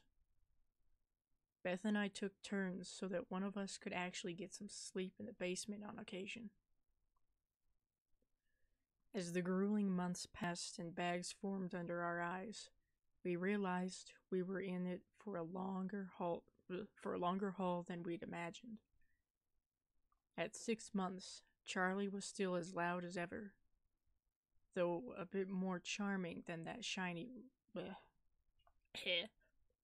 though a bit more charming with that shiny wave of black hair. He seemed to calm a bit when I'd read to him, so we ended up reading entire novels to our little vocal angel. He hated breastfeeding and preferred the bottle, something we both found odd but accepted after speaking to our pediatrician. Charlie was otherwise healthy, and we were advised to just hang in there through his shrill fits. Advil and noise-blocking earmuffs became regularly used tools in our arsenal. When Charlie reached 12 months, we grew concerned and took him to an infant psychiatrist to cover the bases. We had ruled out anything physical, but his streaming wide eyes and drooling, screeching mouth seemed to harbor something deeper that we felt we needed to explore. The doc mentioned emotional regulation disorder as a possible cause, and suggested we perform certain playful interactions, imitating Charlie until he recognized their mimicking behavior and played along in sucking a thumb or laughing. We continued to try, but nothing worked. It wasn't until a few months after his birthday, when Beth was in the bathroom, that Charlie finally spoke. I had been playfully crawling on the carpet to copy his behavior when Charlie sat up and stared at me with trembling, glossy eyes, pointing a nubby little finger to the closed bathroom door. A tickle of unease danced across the hairs on my neck as he scrunched his face up into a tearful pout and spoke his first words. "Not Mama," he whimpered, shaking his tiny head no, as tears streamed down his tender pink face. I swung my head over to the bathroom, staring at the silhouette of Beth standing strangely in the doorway with her hair up. I then noticed the stapled seam reflected in the mirror that ran down the back of her head for the very first time. Interesting. Very interesting. I think it's always rather creepy when children are involved. Good night, Nat. Sleep well. You know, with the creepy stories and all.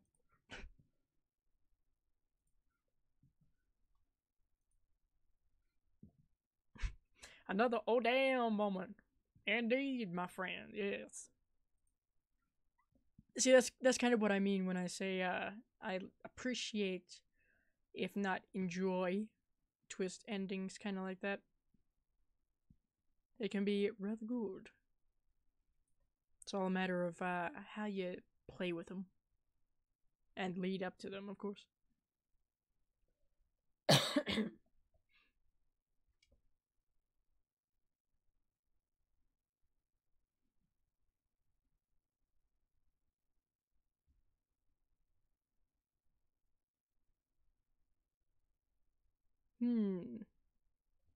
This one seems interesting. I could do this one, I think.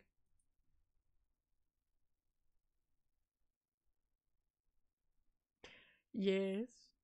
I think good stories can kind of leave you wanting to know more, or hear more, or whatever. A little backstory for it.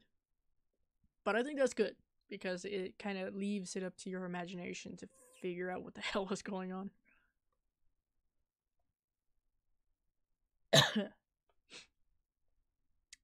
So, let's see, the next story that we have here is by Johnny Hotshot, and is called Emails.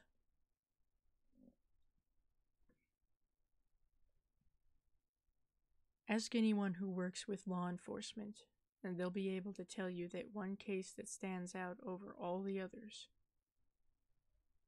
Maybe they had to resort to something they never thought they would do. Maybe they have doubts about how it turned out. Or maybe the case was just never solved at all. After 38 years in the Special Crimes Unit, I know what case mine is. The case number was 891003165. And don't ask me how long it took before I knew the number by heart. 19 kids who all went missing over the course of 2 years. The public was scared, and for good reason. I can still remember some of the news reports about keeping yourself and your children safe at night. The worst part about the case, the part that has burned it into my memory, were the emails. About a week after the first kidnapping, the police station received a strange email from a throwaway email address. There was no subject or text, just a single video file. The poor secretary who first saw it gave a blood-curdling scream, the kind that shakes you deep down in your core. It was the missing child, bloody and tortured. Once the video had been sent to my department for analysis, we were able to determine that the child was still alive, but not much else. The video of the room was too dark and poor quality to distinguish the location, and the sick bastard who was recording never spoke or showed their face. This became the trademark of this case. Each kidnapping would be followed by an email from a new throwaway address containing a video of the victim. Sometimes you could see a child from a previous video, meaning the kids were not being killed. I wouldn't be too happy, because from what we could tell by the videos, death might have been a release from the fresh hell they were trapped in. 19 videos of tortured kids later, the department had enough evidence to make an arrest. An old loner named Paul Schneider was the guy we took in. Despite the poor quality, frames from the videos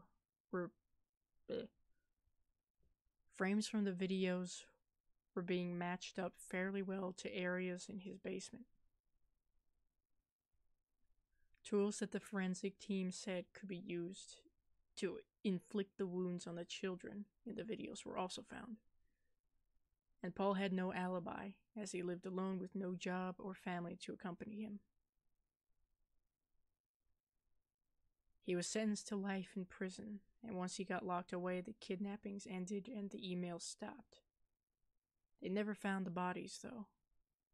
He denies it to this day. I bring up case 891003165 today, long after my retirement, because today I received a new email. It had attached an image of 19 dirty, bloody, and weak-looking men and women who were chained up in a dingy concrete room with a message scrawled in red on the floor. Wrong man.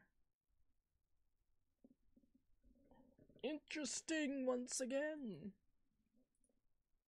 There was not exactly a similar story, but had a similar premise, I guess, that I had read before, about missing children and not being able to find the guy who did it, or a person who did it, I should say. It was quite interesting. It was one of those that you had to kind of read again and go, oh, that was the clue.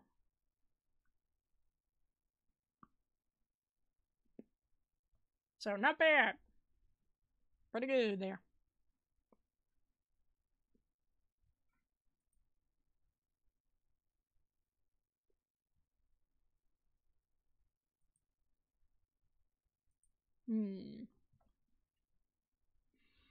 I might just do one more story before I call it quits here. Let's see if I can find a pretty good one.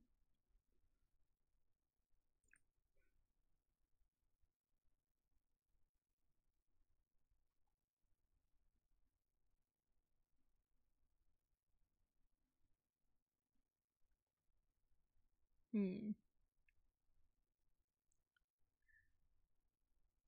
Maybe this one?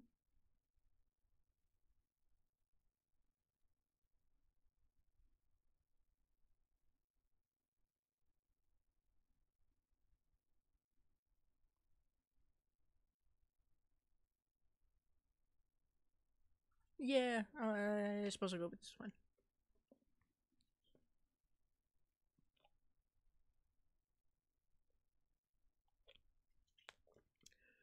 Thank you.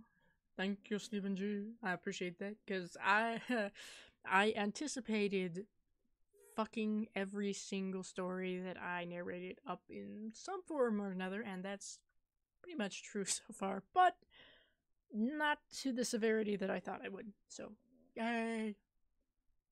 There are some days, of course, as I'm sure you'll understand, where you go to narrate a story and your brain and mouth are just out of sync, not working. Try again tomorrow. Thankfully, today is not one of those days. Yay. I cannot guarantee that that won't happen on a live stream here in the future, though. Just someone make a compilation of all the times I fucked up narrating. It'll be great.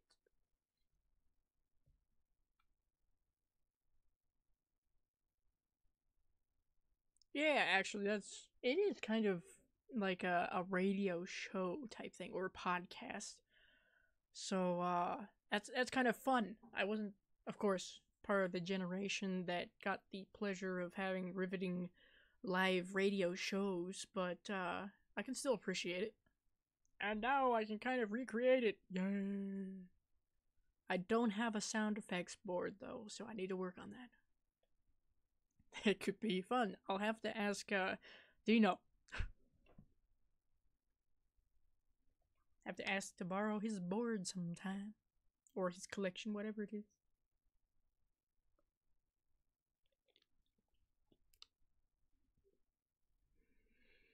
Alright, let's see. Last story, possibly, that I will read here is from, oh god, I don't even know if I can pronounce your name. Shit. Mogolis Mo Problems. Something like that. Something like that. And this is a story called Patrick Albers Claimed He Was a Vampire. So, let's see.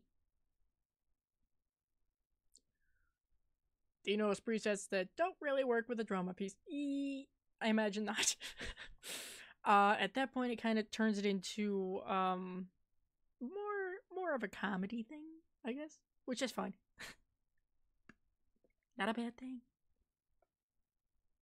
but probably not appropriate for a truly scary and chilling story there.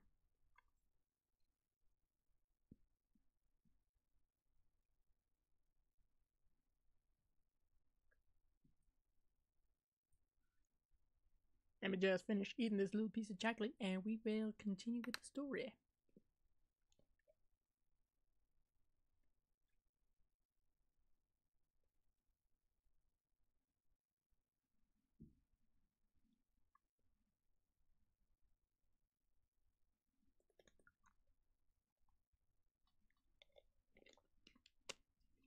Okay. Yes, chocolate is good. Chocolate is always the answer. Always a good thing to have around. Interestingly enough, the chocolate in which I am referencing and eating actually right now is one of those like chocolate Valentine man things. Literally, it's shaped like a man. So there you go. There's nothing but his feet left. That in itself is a horrifying tale that is for another time. Anyway, and for the record, he was wearing boxers, so don't worry. TMI. I'm sorry. Here we go. To the dramatic and scary reading. Patrick Albers claimed he was a vampire. Even at 11 years old, you know it's absolute nonsense. But because you're 11, you encourage this. A paradox brought on by children being the right sort of smart but the wrong sort of wise. He preferred the nickname Caligo, which he said was Latin for vampire. It earned him a lot of school insults, obviously. He never hurt anybody. He'd bare his fangs when threatened, but said he got all the blood he needed from the meat he ate. For months he wore the same Ozzy Osbourne shirt, which was the darkest piece of clothing he had borrowed from his older sister Heather, and was lucky enough for his natural black hair and blue eyes to mesh with the look he was going for. Patrick did well in school, stating that all the best vampires were well educated. He was okay to hang around with. You just had to get used to his eccentricities and constant references to his lifestyle. He told everybody he met he was unashamed and proud of it. After getting his own computer, he ended up writing on the internet and joining forums. The expansive escapism the web provides. He never dropped this, even as he became a teenager. Patrick Albers was a vampire. Patrick died when he was 17. A heart attack, his mother said.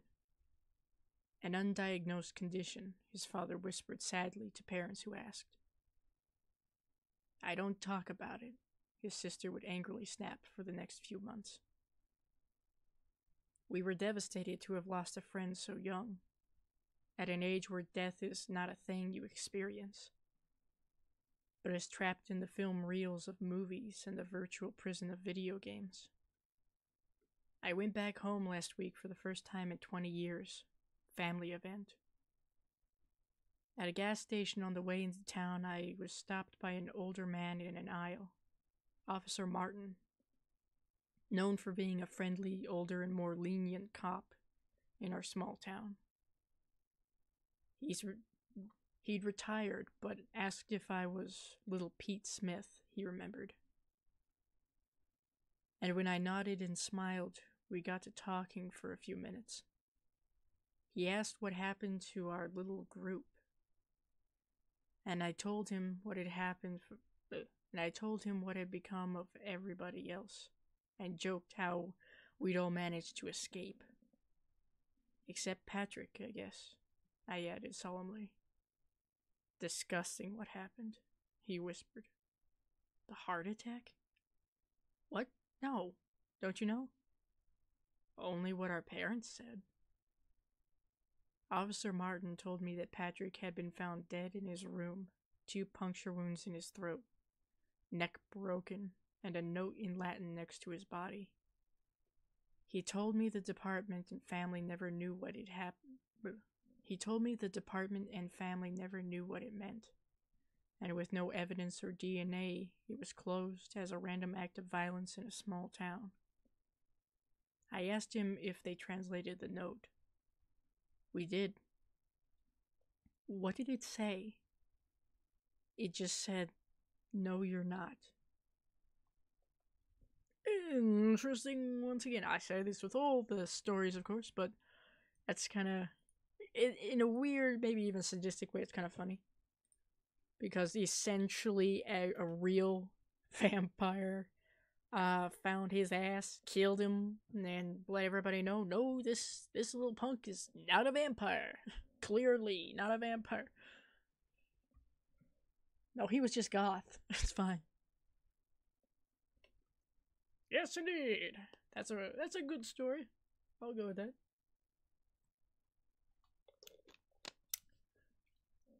So, I think with that, maybe. I'll glance at this other story here, and if I think yay, then I'll read it, and that will be the last one. But if not, then yeah. Think that vampire had to been around to hear him claim he was a vampire. True. Or, I mean, it did mention that he was on forums, so maybe there was an actual vampire on a vampire related forum who heard him talking shit and decided to snap his neck. Feed off of him and snap his neck and leave a note that said, nope, you ain't shit. It's probably a little too ghetto for a vampire, but still. Seems about right. They can be kind of bitter.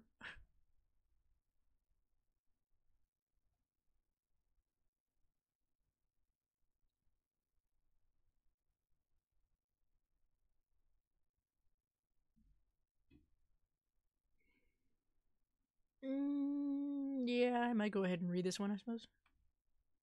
Seems like it could be good. Okay. Last one! No, I promise! Maybe. This is from VITD Stories. And it's called Creek. As in, you know, the creek, not the body of water. The sound. Okay. Let's see. David was awoken by the sound of creaking wood coming from somewhere in the house. He had gone to sleep alone that night, but the feeling of solitude left him the moment his eyes opened. He was used to the normal house sounds of pressures and stresses, breaking themselves occasionally as in any building does. But something about this creak made his body rip him from his dreams. This creak, there was weight behind it. It happened only once, though. Now there was silence. It was pitch black. Seconds passed, and goosebumps climbed their way up David's back, accompanied by an icy chill running through his spine. His mind fixed on a single thought, just 3 words. Something is there. Lying in bed, naked, wrapped in sheets, defenseless and devoid of any object to use as a weapon.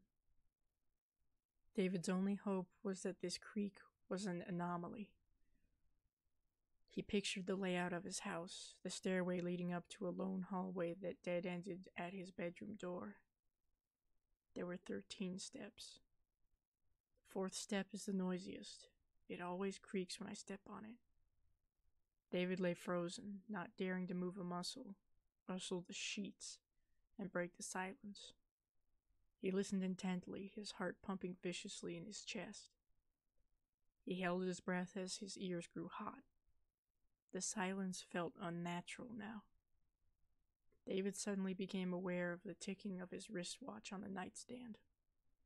The sound of the second hand shifting did nothing to ease his panicked state.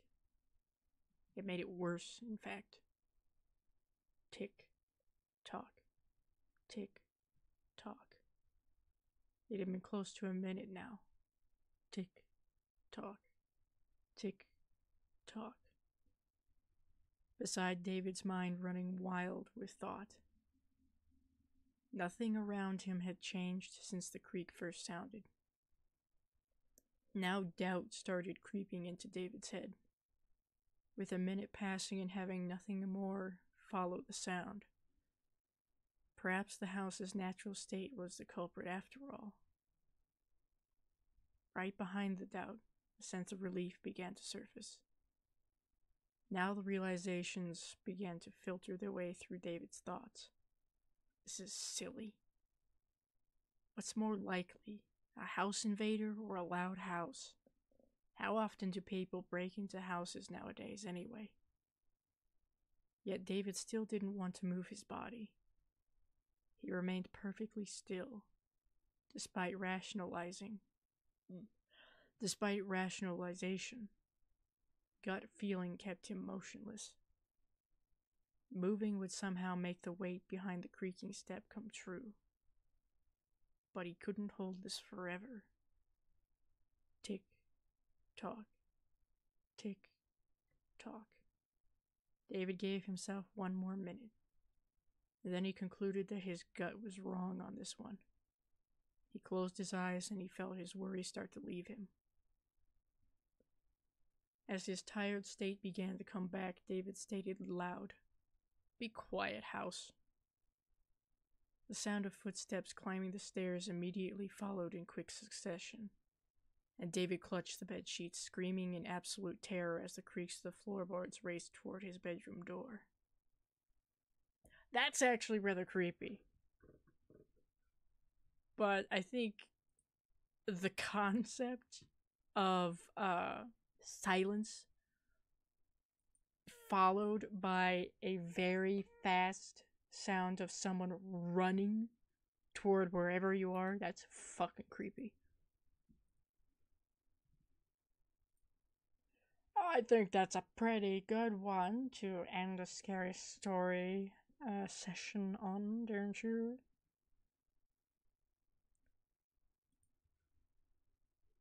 I will save these for later reference. Probably put them in the description so everybody knows where to find them.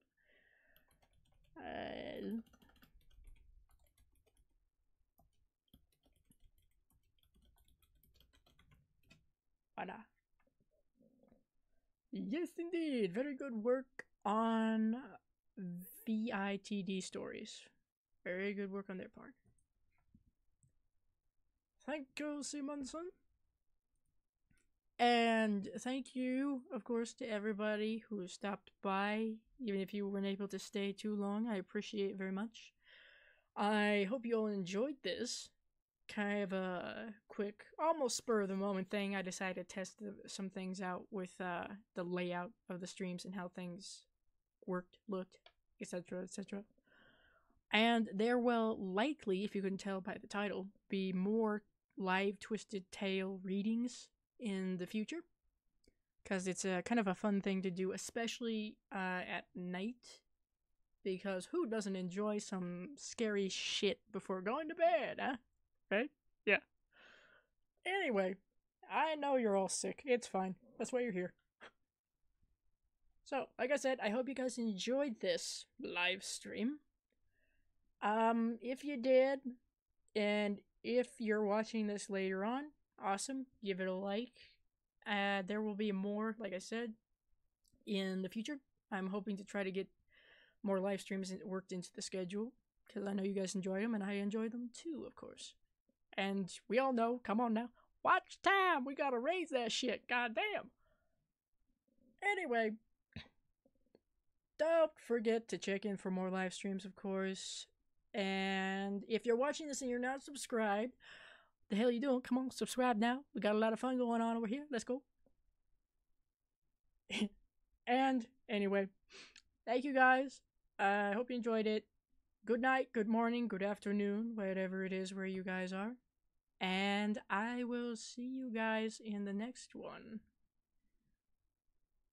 Good night.